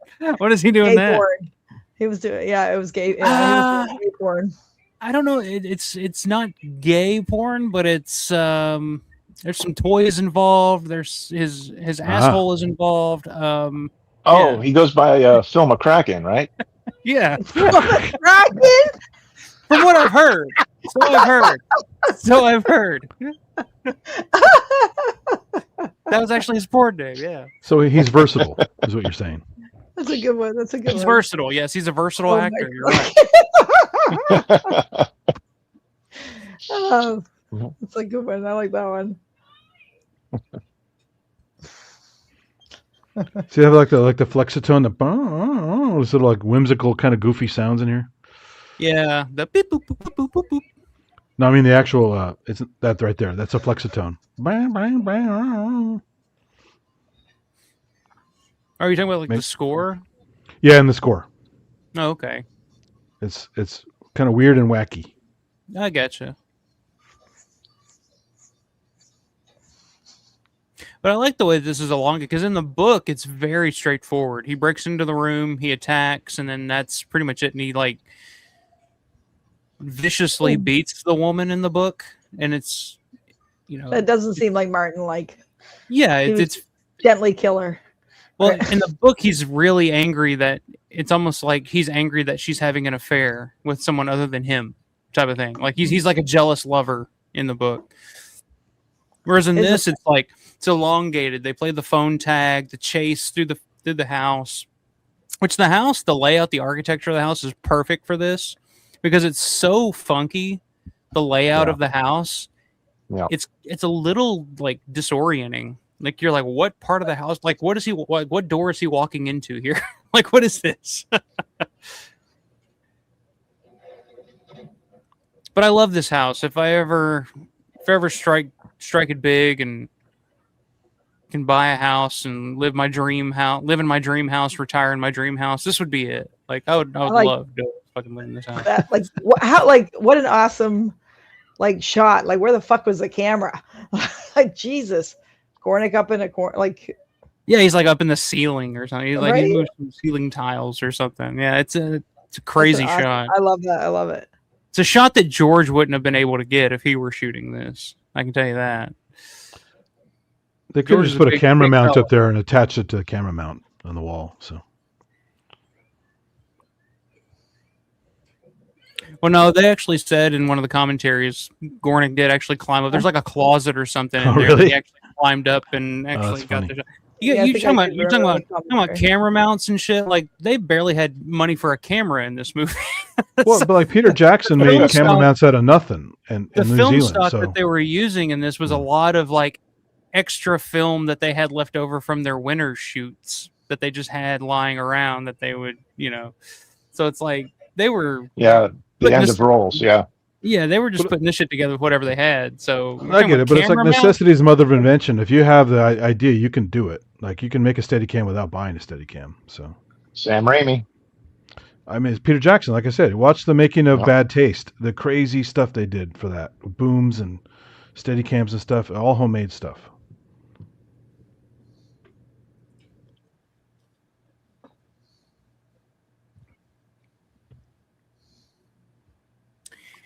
Yeah, it's interesting. Anybody that didn't hear about that, Amplis was supposed to watch the uncut version at the archive, but Richard put the kibosh on that, and not really sure why that would be the case. But yeah, I don't know. There you go. Elaine Nadeau died in 2005, so it was a little later than after the movie came out. But yeah, she didn't really do much after Martin, so. I saw Miss C. What's going on, Miss C? Miss C. Hey, Miss C.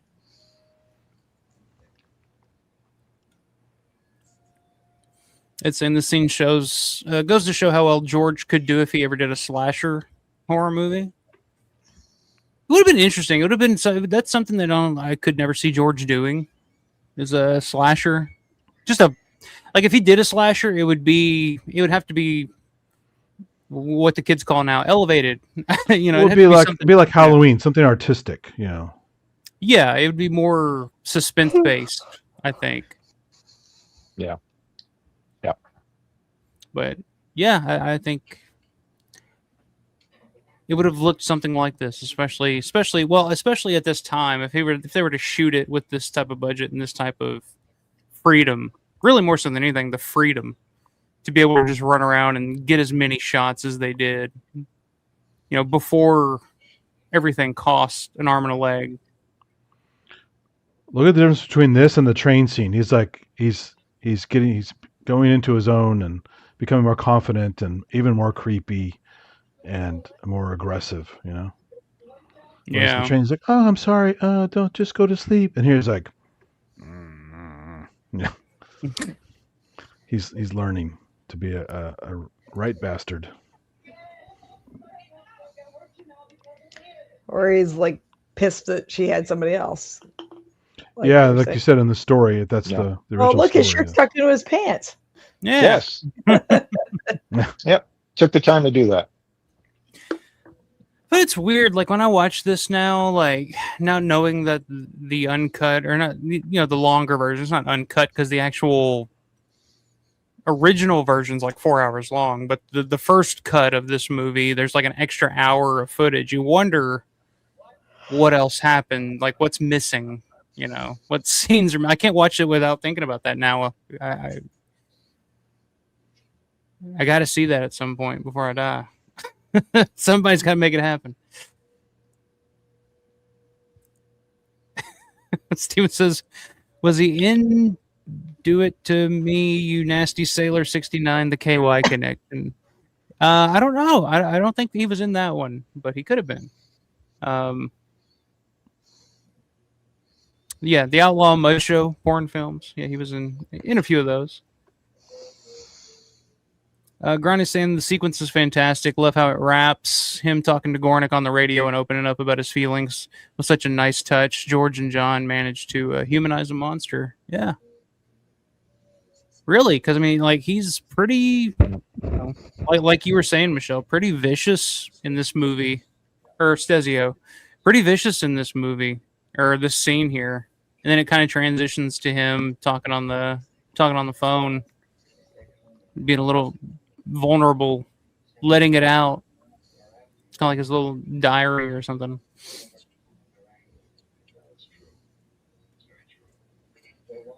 Hey, what's up, Robert? Robert Harper's the second. What's going on, brother?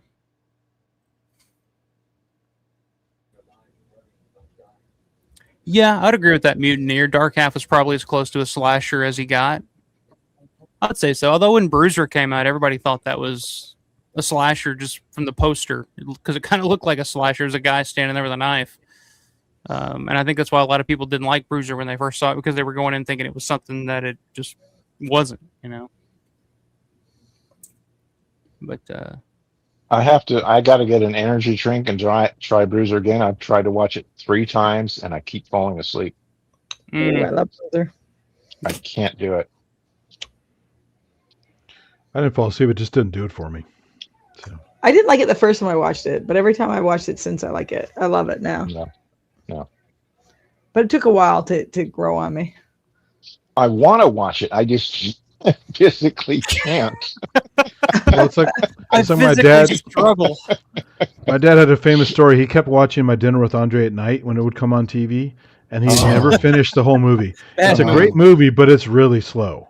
Yeah. My dad never finished the movie.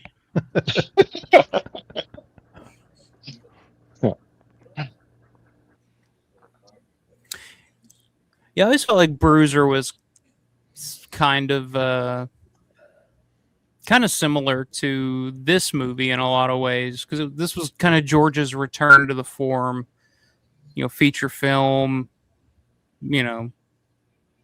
And Bruiser was kind of the same thing. It was his first movie he made after about a decade, and I don't know. I just see a lot of similarities there between these two. And a lot of people don't like this. It's like last week when I was talking to Gregory, he was talking about how he didn't like Martin. I thought your eyes were getting bugged right out of your head. Yeah, I was like, well, first he said survival, and I was like, okay, that's a fair assessment, you know. And he was like, well, actually, now that I think about it, Martin, and I was just like, wait. We just went in the complete wrong direction, Yeah. sir. No. Complete wrong direction. Nope. But I hear that a lot from a lot of people. When they first see Martin, they don't get it. It's just, and I mean, I can see that because it is kind of a slow burn movie. It's very atmospheric. There's not, it's not your typical vampire movie.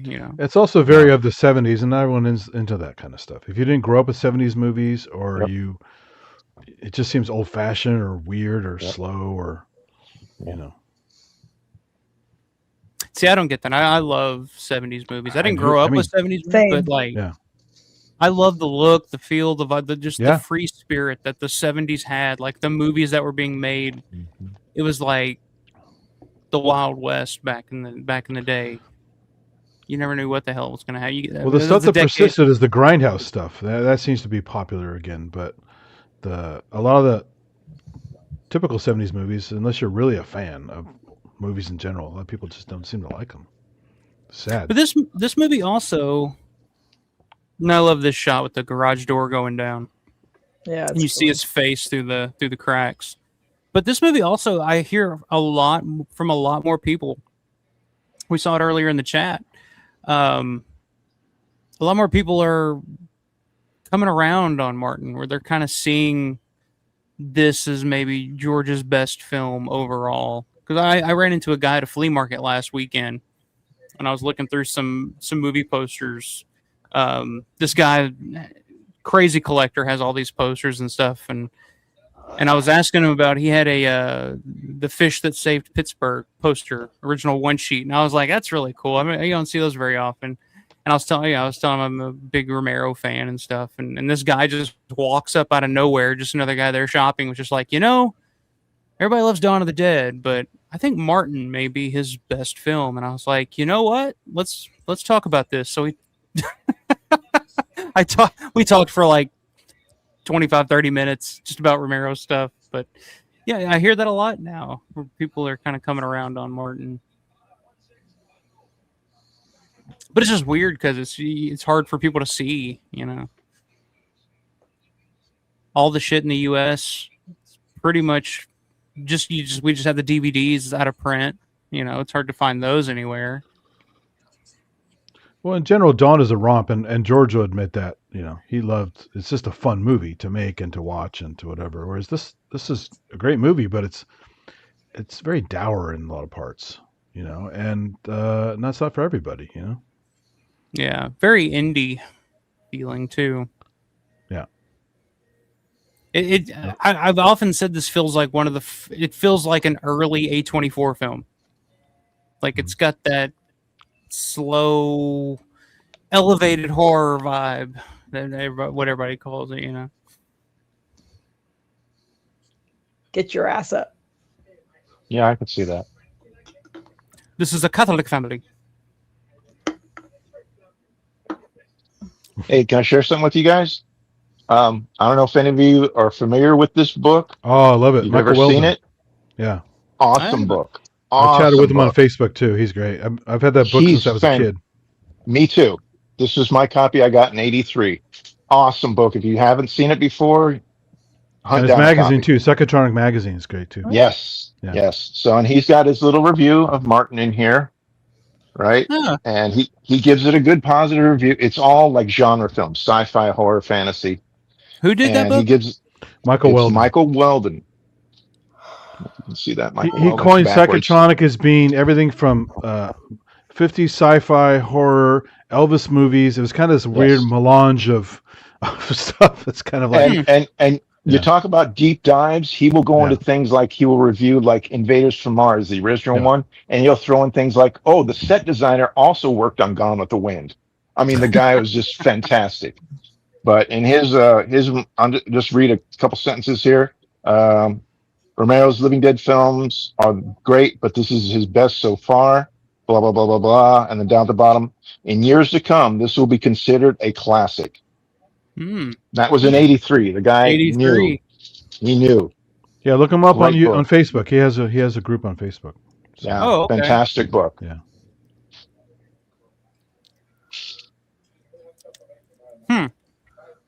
Yeah, I'll have to. Look that up. I was the only one in my age that had that book. I was like, nobody knows about this book. Nobody knows about these types of reviews. Everyone's more into like the typical Siskel and Ebert reviews and stuff. Yep. And it's like I was on my own reading that fucking book for years. So, Yeah. glad to see I you. started getting movie books when I was a little kid because that's what I was obsessed with. Yeah. And when this came out, it just blew my mind. I'm like, oh my God, this is what I love. Yeah. Great book.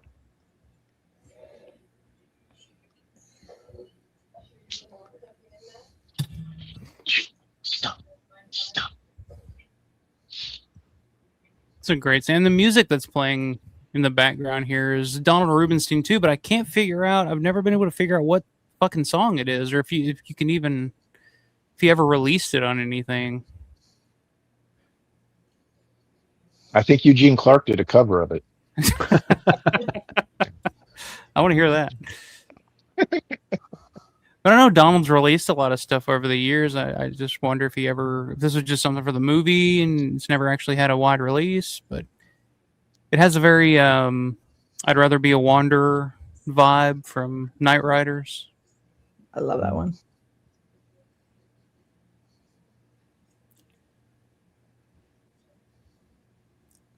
Your door's finished, bitch. I'm out of here. She's trying to do the whole fantasy thing, and he's not having any part of it. So He's No, thanks. like, I'm autistic. Don't touch me. I'm out. Yeah, exactly. Don't touch my head. well, he is like a cat in that way, right? He doesn't want to be touched in a certain way. So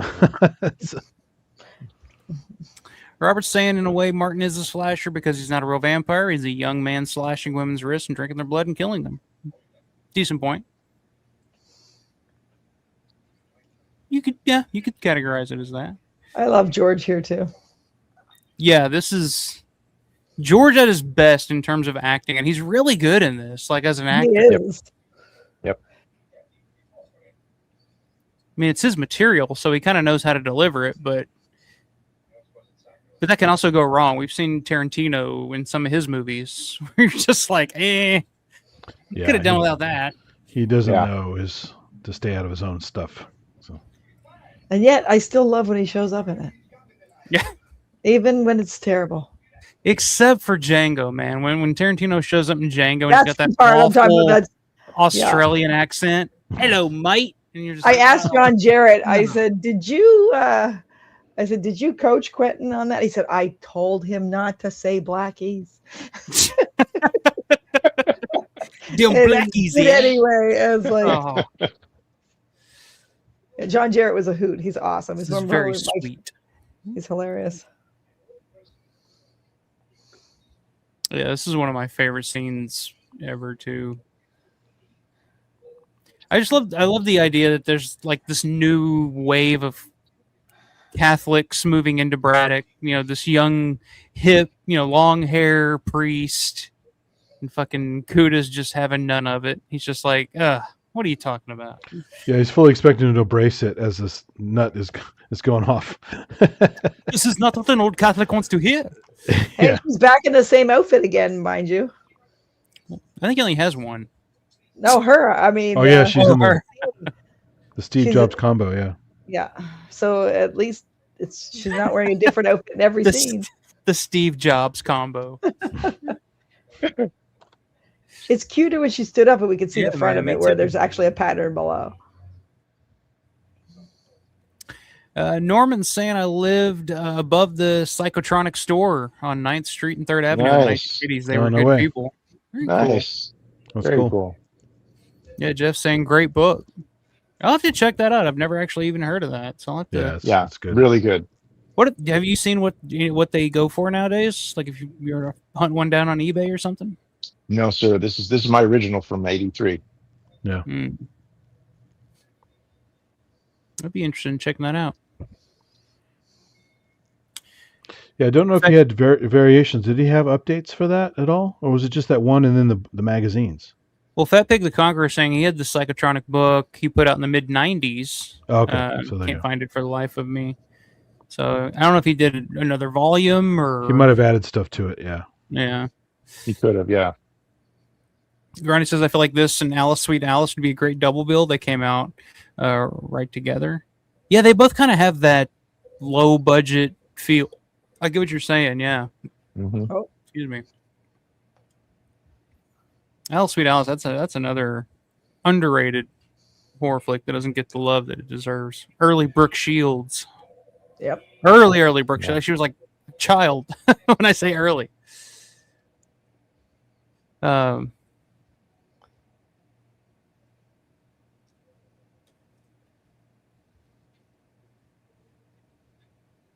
Yeah, you might have recognized that priest. This priest here, the one actually doing the exorcism, that's actually Christine's Papa dad. Forrest. Cliff, yeah, Cliff Forrest. Forrest. He's also a zombie in Dawn of the Dead. You see him in the parking lot. He's got Her mom is too. Yeah.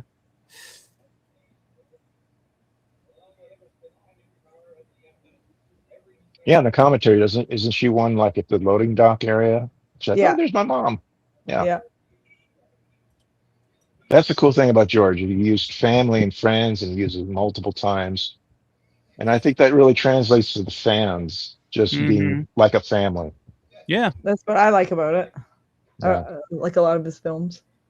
I think that's the thing that separates George's stuff. Like when you go to a Living Dead weekend, it's like all the guests that are there to sign autographs, they're really there to see each other, you know, to catch up with each other, you know. Yeah. Because they were friends, family, you know, it's, you know, that's, you know, I just think it's kind of cool. It's something different. And they weren't industry people, you know. It's like we were talking about the Kuda's grocery store earlier, all the old ladies that were in there, you know. George, I guess George paid those ladies in pictures of Bloody Marys, you know. It's like they agreed to do it if George would buy them all a picture of Bloody Mary, and he's like, all right, nice. But you can't do that now because everything's SAG, and you got to have this regulation, that regulation, and I don't know, Mike. Mike seems to be doing all right. That's true. That's true. They sell that apron yet? I don't know, but you know, that or the lab coat, Amplis's lab coat. I think somebody did actually end up buying that. Actually. Oh, really? Yeah. I sent Eric a cookie of the lab coat. I had Amplis's name on it. That was on his cookies. How is Eric doing, by the way? I haven't heard from him in a while. He's doing good. I talked to him earlier today. He's how is he mentally? Hour and a half Zoom call about it the other night. He's God, that's really fucked. I think he's probably still traumatized. It's not probably actually. Yeah, actually, I ordered Jeff the same T-shirt I had ordered Eric, and I'm sending it to Jeff. I talked to Jeff Monahan. I was talking to him the other day about it too. Are they finished with that project? Shooting at least? Yes. Okay. There's Gornick's old Volkswagen Beetle. VW. 65 Volkswagen Beetle.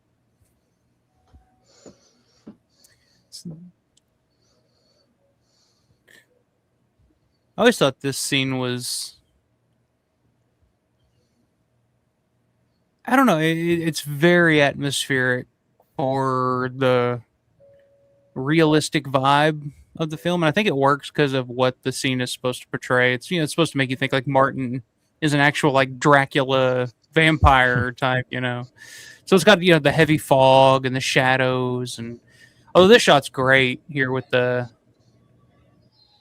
merry-go-round spinning around foreground. Look at that. I'm rhyming. I'm a poet and I don't even know it. I'm three of these fucking extra stouts in, so I might start just rambling here while I watch this movie, just talking about how much I love Martin. And I know fucking Steven's gonna be all about it. Oh, look at Mike just creaming his pants over this movie. Oh. Oh, Jesus Christ. Again? Well, there is this. Every time you freeze, it's a pleasant frame. You're not like... Oh, God. Yeah, we haven't had anything bad yet. So Steven thinks Cliff Forrest should stick to playing a zombie, which I actually think his priest, the way he delivers the exorcism, is perfect. It's so dry. It's so dry and straightforward, which if you've ever been to a Catholic church or sat through a mass, that's exactly how they do the shit. It's just as blah, there's no, it's just like, They say, and then they all the say it all the words back that we gotta say. Yeah, I'm Catholic. yeah. I know. I grew up Catholic. I'm not practicing. I've been to a Catholic. I've been to a Catholic wedding. I've been to a Catholic funeral, and yeah, it's a lot of that. It's priest sitting up there just reading out of a book, blah blah blah, and then you say it back. Stand up, sit down. Stand up, sit down. Yep. It's just like, what is going on here? We didn't have a mass at ours because we weren't. He wasn't Catholic, but the priest forgot, so we're up there, and I said, "Whoa!" He's like, and now we do the mass. I said, "Well, we're not going to do the mass at the rehearsal." I said, "He's not Catholic." He's like, "Jesus!" He basically like kicked us right off the altar right there. I was like, "Okay," I said, "You're still going to marry us, though, right?" It's like fucking Kuda. It's like Kuda. He's just like, "No, Sfaratu." Just threw up a fucking cross in his face. That's what I felt. He was like, I was like, "Oh wow, I guess we're done with the rehearsal." Some of the creepiest recordings I heard, it was a local radio station used to do this Portuguese Catholic channel, and they would do mass, and he would do the call and response, and they would repeat as a group, repeating what he said, and it was I just felt like just pitching it down, making it sound very satanic, and making a track with it. It just sounded so awesome. It was so dark and creepy. It was great. She always liked to wander around in her little short shorts. Yeah, she's trying to reel him in. And that sweater, I think that would even be a hard pass for me. That fucking Mr. Rogers sweater. His sweater, yeah, not hers. Hers is cute. His not so much. You want me here for sex, don't you? Now in the book, it gets fucking graphic. Like insertion, positions, fucking. Wow.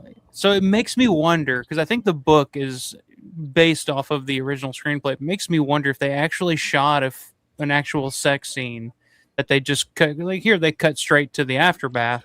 Well, they had Levitsky on set to give advice on how to shoot it. Hey, if your original cut is 3 hours long, there's got to be some extra scenes.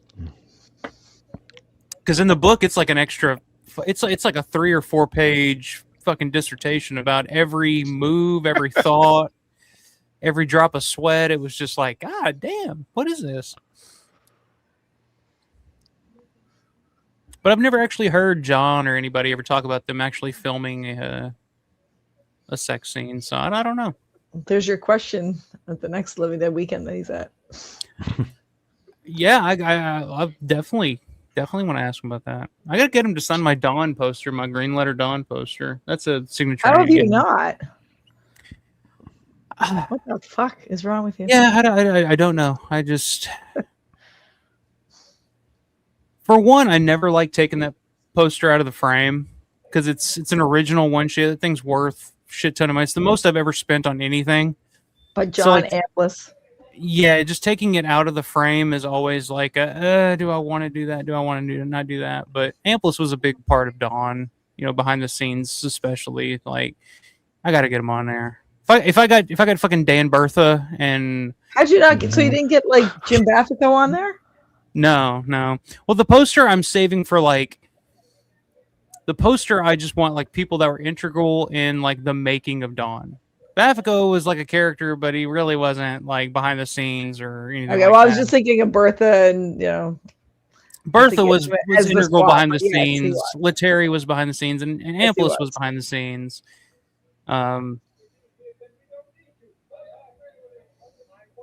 Anyway, there's Savini. I don't think we've talked about Savini without the mustache. I saw a comment earlier saying that Savini looked better with the stash, and this is pre-nose job Savini too, by the way. Yeah, so it balances the nose for sure. Yeah, no, I don't think he would have been a great. He's too old to be Martin. Yeah. Well, Martin's 84. I know Martin in the original script or treatment anyway, was older as well. But no. In the original Blood script, Martin is actually like a middle-aged businessman with a wife and salesman or something. Insurance salesman or something like that. It's a very different movie.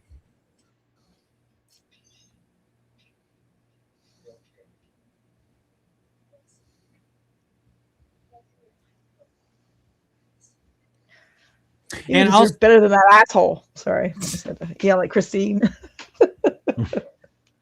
Well, but I'm he's going your to say ticket out, so it's okay. I want to say something kind of controversial. Hot take. So I love Amplis's performance in this. It's my favorite performance in any Romero film. I think he's perfect. I think he's great. But there's something about his line delivery, like in Day of the Dead, just the way he delivers lines in some of his other performances, that I don't love. And I think Day of the Dead, especially, yeah. and I think the way that he's used in Martin is perfect.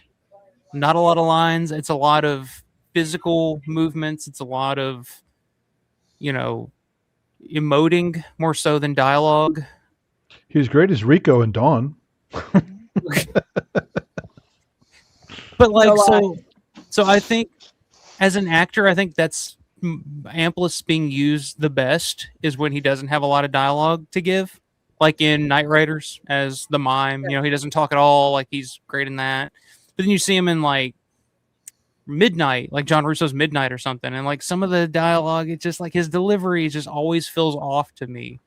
So in Day, when he says like he doesn't see Logan as, and he's like lunch, that one line also always bothers me. The way he says it so quickly, like he already knew she was going to say it, and he was ready to say it right behind her. Yeah, I just don't think his Day character was very interesting. They didn't flesh him out very well. Yeah, he's just kind of there. Like that's what like my. Yeah, no, he's like a little over the top. So I'm with you. He's perfect in this, but I mean, he's a stage actor, and they used to go in broad, so maybe you couldn't. Yeah, that's true. Yeah. So, but again, it also goes to George, really knowing how to get the most out of his actors too. Is like knowing that, it's why I kind of think like he cast Amplis as the mime in Knight Riders. A character that doesn't have any dialogue. It's just like, okay, you're physically amazing. Your movements are amazing. This is your character where you don't get to say anything, just dance and move around, and he's great to watch, Mm-hmm.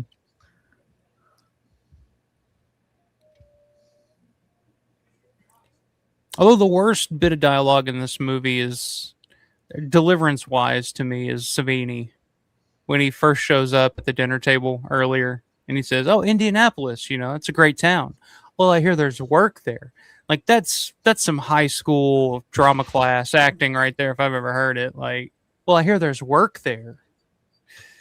Well, I mean, he was also stage acting and learning at the time. He got better later. So right. Yeah, I mean Knight Riders, he's, amazing. So yeah. Kind of playing himself.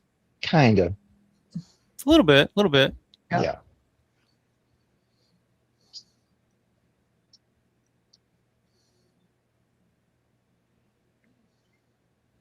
Now that's the best performance in the movie is Molly McCloskey's mom there. Carol, I think her name's Carol. Carol, it's Carol. Yeah. Yeah. Martin, you're a lazy boy. Other than the cross and Jesus painting, what is everyone's most wanted prop for Martin? It's an interesting question. Prop from Martin. The finger guillotine. Yeah, that would be a good one. Which Vulo actually found one of those. Not the one from the movie, but actually found one the exact same model or whatever. I'd say the steak. Yeah. That'd be a good one. I'd love anything like a movie. I think I'd want the fake vampire teeth that he scares Kuda with. That's a good one. I mean, because that has his DNA. That's true. You could clone him if you needed to. Yeah. Or that creepy ass baby that was earlier in the movie. Yeah. Yeah. You can see the hospital there in the background. That hospital is no longer there. Tony Boob actually did a really good documentary about them tearing down that hospital. Actually, from God damn! When I watched it, I was so disappointed at the end when they fucking tore it down. I was like, "Come on!" It's not a happy ending. They tear it down. I was like, "Yeah, it's not a happy ending, but it's." And I didn't know that they didn't save it until I fucking watched it, and I'm like, "Oh, yeah." He sent me that one when I bought No Pets. That was one of the ones he sent me for free. Yeah, he gave that one to me when I met him at Living Dead Weekend a couple of years ago, and I ended up talking to him for about 30, 45 minutes or so, just about his movie. He was talking about Lightning Over Braddock and Sweet Sal and all that. And he gave that one to me. He's like, well, watch that and watch this one and let me know what you think, you know. So I watched Am I it. freezing again? No, you're fine on my end. I'm back. Well, everybody else froze for a minute and then went dark, and then here I am again. But I told him, I was like, the thing about your documentaries, like the depressing subject matter a lot at the times when it comes to Braddock and like the deterioration of that town, and you know, but like you get a lot of Tony's sense of humor in those documentaries that I always really appreciate. And the other thing was like, it's a testament to the town of Braddock and the people that live there. They're always, you know, fighting to save whatever they can of the town. Like it always seems like there's, you know, a fight against, you know, whatever's coming in, you know, whether it's the steel industry or whatever that they're losing or whatever. There's always a fight against, even though it seems like they lose 99.9% of the time. The town still has fight in it all these years later.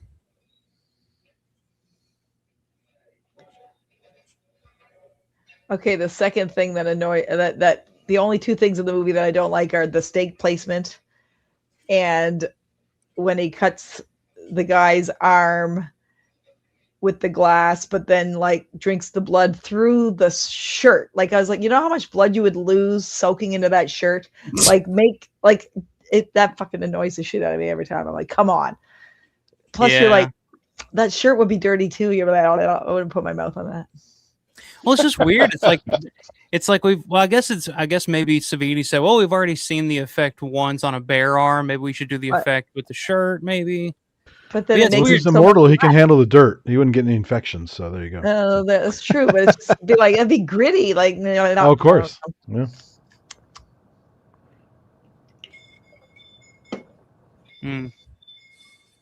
The two homeless guys, that's actually Reed Serbinsky and Tony Pantanella, who did the explosive effects and all that from Night of the Living Dead and Crazies and pretty much everything up until this point. Like, yeah, it's not the greatest effect. Like I could see, like, you know, cutting a hole in the shirt and then moving it, and then, but you're like, no, I'm just gonna like full on. Yeah, but because he's using glass and not a razor, it's a harder effect to pull off. But it's not a flat. It's not a flat edge like a razor. Just move the fucking shirt, and then it's more believable. Nobody's gonna suck that through that fucking nasty ass shirt. Desperate times call for desperate measures. Well, that's the thing. It's like at this point in the movie, he's kind of in love with Mrs. Santini, so he doesn't want to, you know, do his usual sexy stuff with the ladies. So now he's just kind of finding whoever he can. And I'm fine with that. It's just don't suck it through the shirt, dude. It's just, you're so wasteful. And have you ever this sequence here in the department store? You know what this reminds me of? Terminator. Yeah. Very much so. I don't. You wonder if James Cameron saw this and was like, "Yeah, there's a lot of similarities." And what's really funny is the music here sounds like it's right out of Manos: The Hands of Fate. It really does. Have you seen the sequel? Pieces of it. It's not good. Oh, but no, it is not. It's not good. It's not. It's hard to guessed, watch. It's not. I've never seen it. I could have guessed that the sequel. No, the original is a Manos: classic. The Hand of Fate is not so good. Yeah, it's so funny. Yeah. It's not Russo funny, but it's funny. So Yeah. I have the MSC3K episode of it. that's my favorite. Yeah, I like the riff tracks also. They're really good with it. Yeah.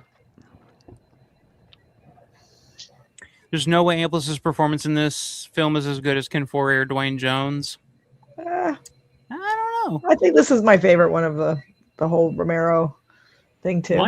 Mine too. It's either because this. it makes him sympathetic when he's absolutely fucking, shouldn't be. Yeah.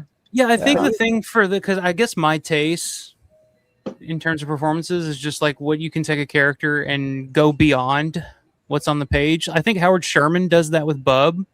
Yes. And those are my two favorite performances in any Romero film. You take monsters and the performances make them sympathetic. Frankenstein, Boris Karloff-esque, you know? Yeah, he's just so fantastic and perfect in this role. I'm not sure that any other actor available to him at the time would have made it as good as this. Oh, It's Clayton McKinnon and the and Boobas. the Booba brothers. Get the fuck out. I gotta cut that. So if I ever have to boot somebody from the chat, I'm just gonna play that sound effect. Get the fuck out. Earlier when Grande had to leave. Yeah, get the fuck out. What the fuck you doing? And of course, Clayton McKinnon, of course, Dawn of the Dead. Shoot it, man. Yeah. Shoot it in the head. Yeah. Oh. These cops are some real goofs. The guy with the glasses just looks... I don't know where they found that fucking guy. Oh, there goes Savini rolling off a thing, playing Pat Booba, or Tony Booba's character. Or Pat's, no, sorry, Pat's Tony driving. I like pausing it so you can clearly see Savini's face. Yeah. As he's rolling. Which I think is the first stunt that Savini ever did for George. It was the car. Very well could be, yeah.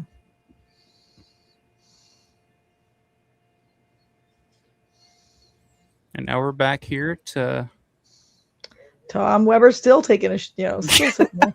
It's like, does he live He is there? backed up.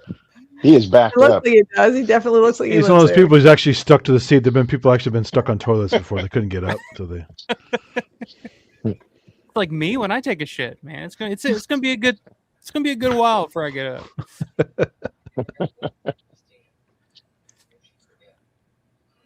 Now, if you got an autograph of both those guys within that same shot, That's interesting. that's a That photo. would be great, but no, it's just Tom. It's not Tom and the other guy. Not my favorite scene. Oh, this is As an Yeah, a animal lot of- person, this yeah. is hard. This is tough. Not my favorite scene. I love Like chicken. in Cinnamon love Paradiso, I don't chicken. care for the slaughter scene with the bull of the cow. 42nd Street Matthew says, I've never sat down to watch the black and white version of this. Looks fantastic. I think the only thing it loses is the juxtaposition with the past. Being That's black what I and was versus thinking, color. actually, between the cuts in the chase scene and or like in the house. I was wondering, because I really like how it goes color, black and white, color, black and white. If it's You all can black tell about and the white, clothing and decor, but yeah, the visual transition is gone. Yeah. Yeah. It's kind of cool when you see the original trailer and those are all in color. Mm-hmm. Yeah, it's true. Yeah. Yeah. it's wearing that same outfit again. Well, that's the It's outfit that got sexy him. time. That's the outfit he got laid in last time. So he's like, all right. It worked the Lucky first time. sweater. Yeah. Like, ah, shit. Uh, Such a sad moment. It's like the one I know. person, I the love one that person shot. in this movie that treated Martin with any form of affection whatsoever. But his response, his reaction to it is the response of somebody who it's not his first rodeo. You know what I mean? He's seen this before. It's just like, oh well. I mean, yeah, he's caused it Shit. before. Yeah, exactly. It's not shocking to him at all. He's just like, Yeah. all right, well, I guess I'll leave. Yeah.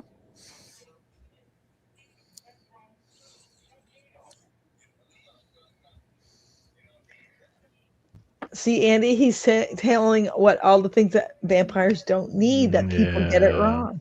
Yeah. Mhm. I like to play devil's advocate. No, I know. it's all good. But even George said it wasn't what he was, so I'll go with George. Well, I think it's really up for interpretation, like in Blade It Runner. is. Harrison I Ford. just- Well, maintains- the Blade Runner thing fucking pisses me Yeah. off. I hate Harrison that. Ford Oh, that's where the unicorn is there and stuff. I'm like, maintains- He says if Deckard is an android, then there's no humanity, a replicant. And then Ridley says, well, yeah, he's a replicant. That's why they did the eye thing in the kitchen scene.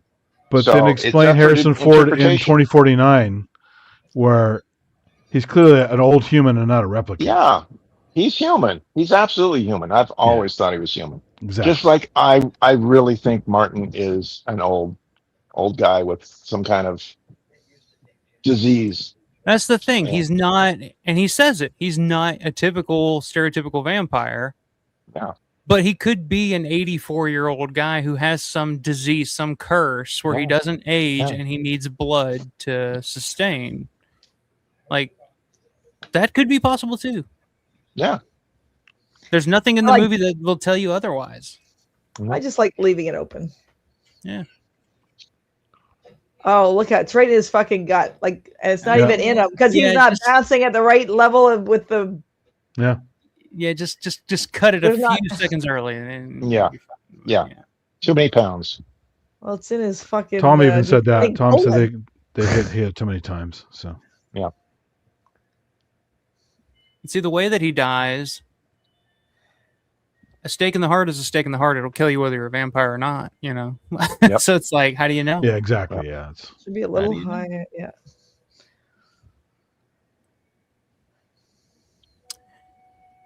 And there it is. J. Roy. We didn't get to mention J. Roy. Yeah. Deacon Roy earlier. Yep. J. Roy.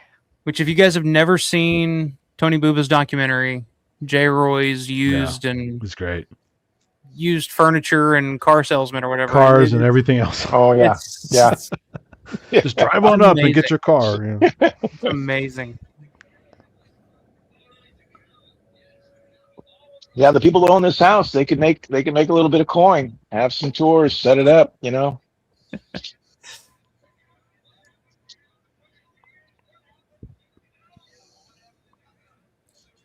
Yep, sound Tony Bubba, Dubinsky, Mastandria. Yeah, Nick gave me a picture of the cast of. There you go. Production coordinator Joyce Weber. Joyce Weber. Yeah. There you go. Donna Siegel. Barney Gutman. He's on the VHD I got for some reason.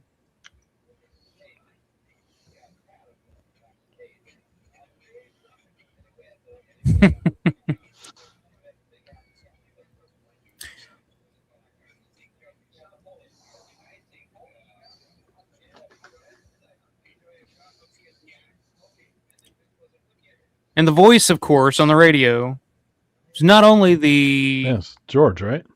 Yep. Well, no, it's not. Well, no, it's Gornick. Mike Gornick. No, that last voice that was on there was a guy on the phone was George. One of those was George, I think. No, it was Gornick. Mm-hmm. The guy who says, I have a friend who I think is the Count. No, not that guy. The one before that. The one that sounds just like George talking normally. Yeah. On the call. That probably was. A lot of that was just Mike and George at the Latent Images offices doing the Foley work or whatever you want to call it. But there we go. Martin, 1977. Ooh. Brilliant film. Love it. I don't care what you say, Steven. It's a brilliant film. Steven says, I'll give you this, Alf. I love the ending. No sequel potential, and justice is served. Nice. I beg to differ. Kuda says there are 3 people afflicted in the family right now. Martin is one of them. So there's 2 more. They could have had a sequel. Oh, can you imagine? They could have. Oh, it's not too late. If Mike Angus, if Mike I'm Angus, just saying. No, don't say that. God, don't pitch that to Angus. That's almost as bad as bringing up the Pharaoh thing. I won't say the rest, but no.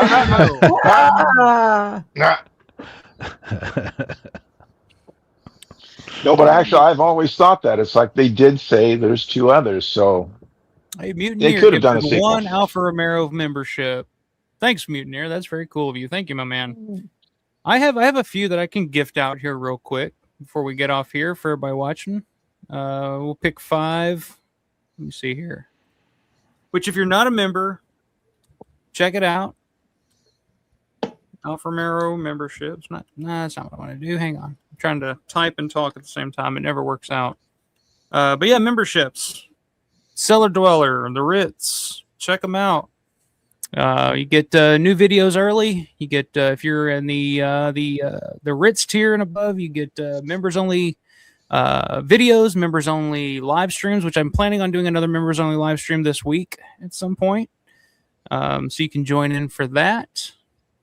Let me go and I'll see if I can gift a few memberships to some lucky folks here.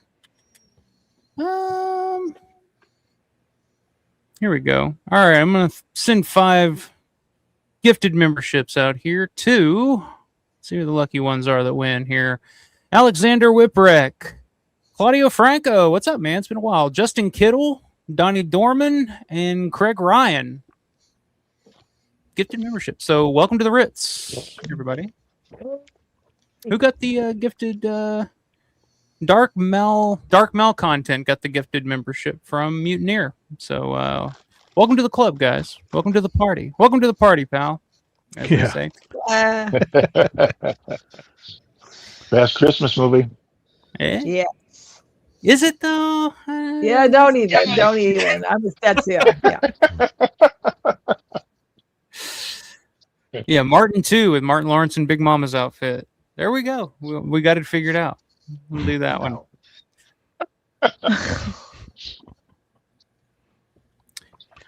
I'd rather watch that than anything that that one guy makes, all those like relationship movies and try to be an action guy. You know what I'm talking about?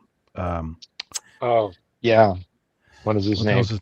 What's his name? He's a very prolific filmmaker. It's terrible. He's horrible. Yeah, and he never, his face never moves. And he does Medea.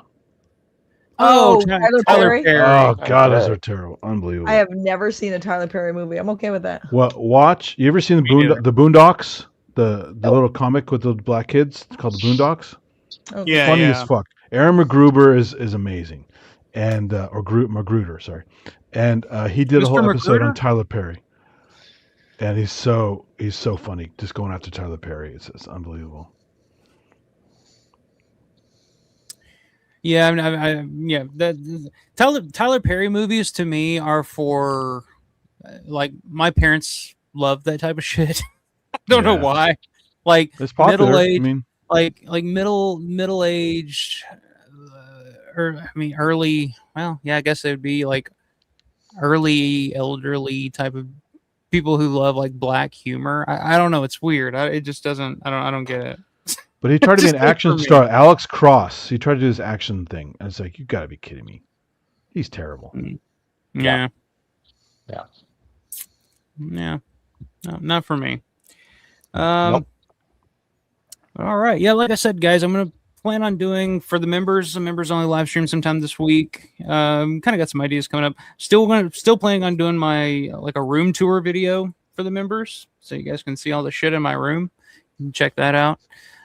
Next weekend, I don't know what I'll be doing here on the live stream. Probably, I don't know. I'm on call next weekend, so it's got to be something flexible in case I have to jump out real quick. So, but on August 29th, excited for this one. Collecting the Dead returns with collector extraordinaire Dave Burian, who has that's cool. A fucking amazing collection, and I can't wait to see what the hell he's gonna pull out, because you just don't know. I'm talking about like screen used fucking props. I mean, he has the trowel from Night of the Living Dead, So it's like, what else do you got, Dave? All right, let's check it out. When I saw him in June, I said, "Is there anything else on your radar? Anything on your list?" He goes, "No, I've got so much. I'm pretty much done." He has that much. You know. Yeah, he's been a collector for years. I remember he actually they actually mentioned his name on the Savini Christian Stavrakis commentary for Dawn of the Dead back in the late '90s. Like, Dave's been on the radar for that long, just scooping up, buying all kinds of anything he can get his hands on. So I'm looking forward to that. That'll be a really fun stream.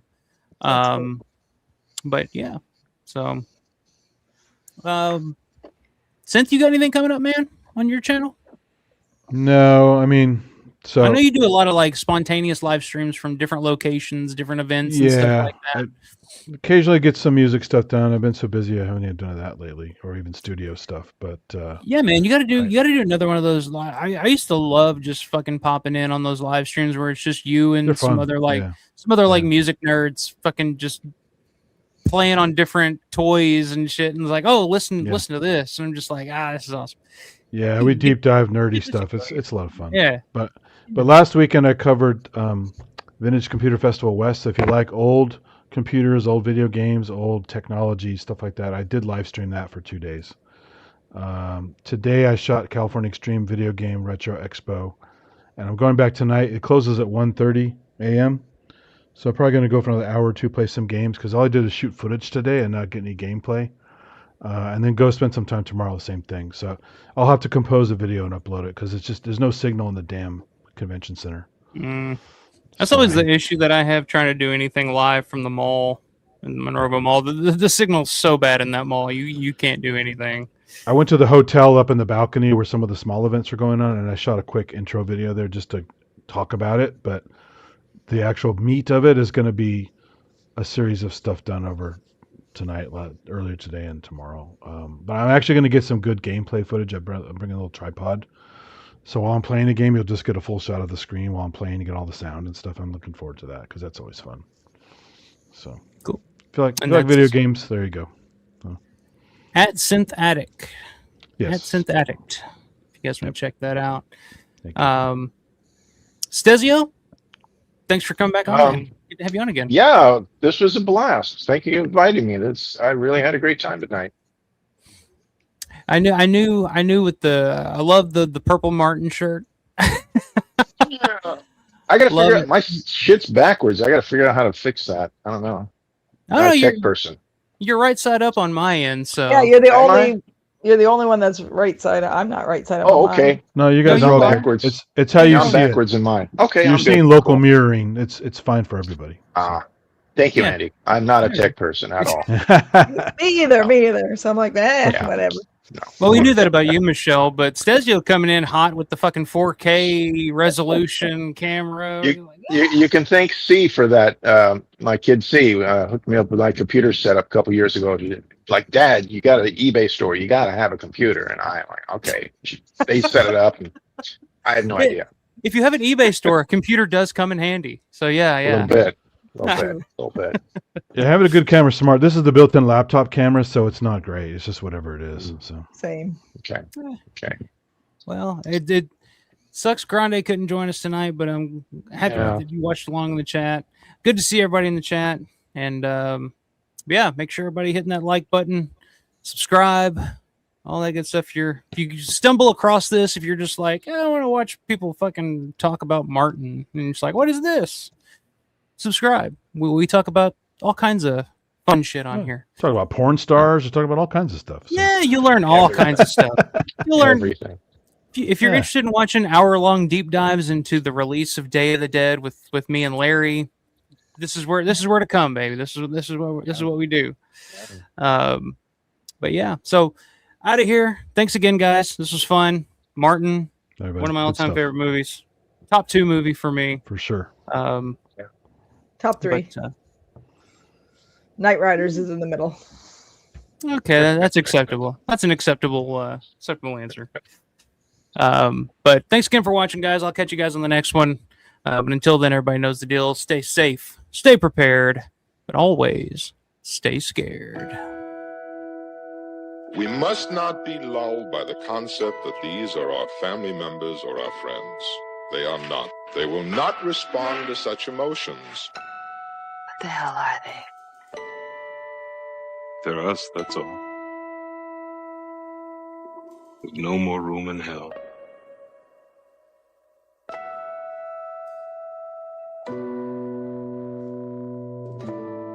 They must be destroyed on sight.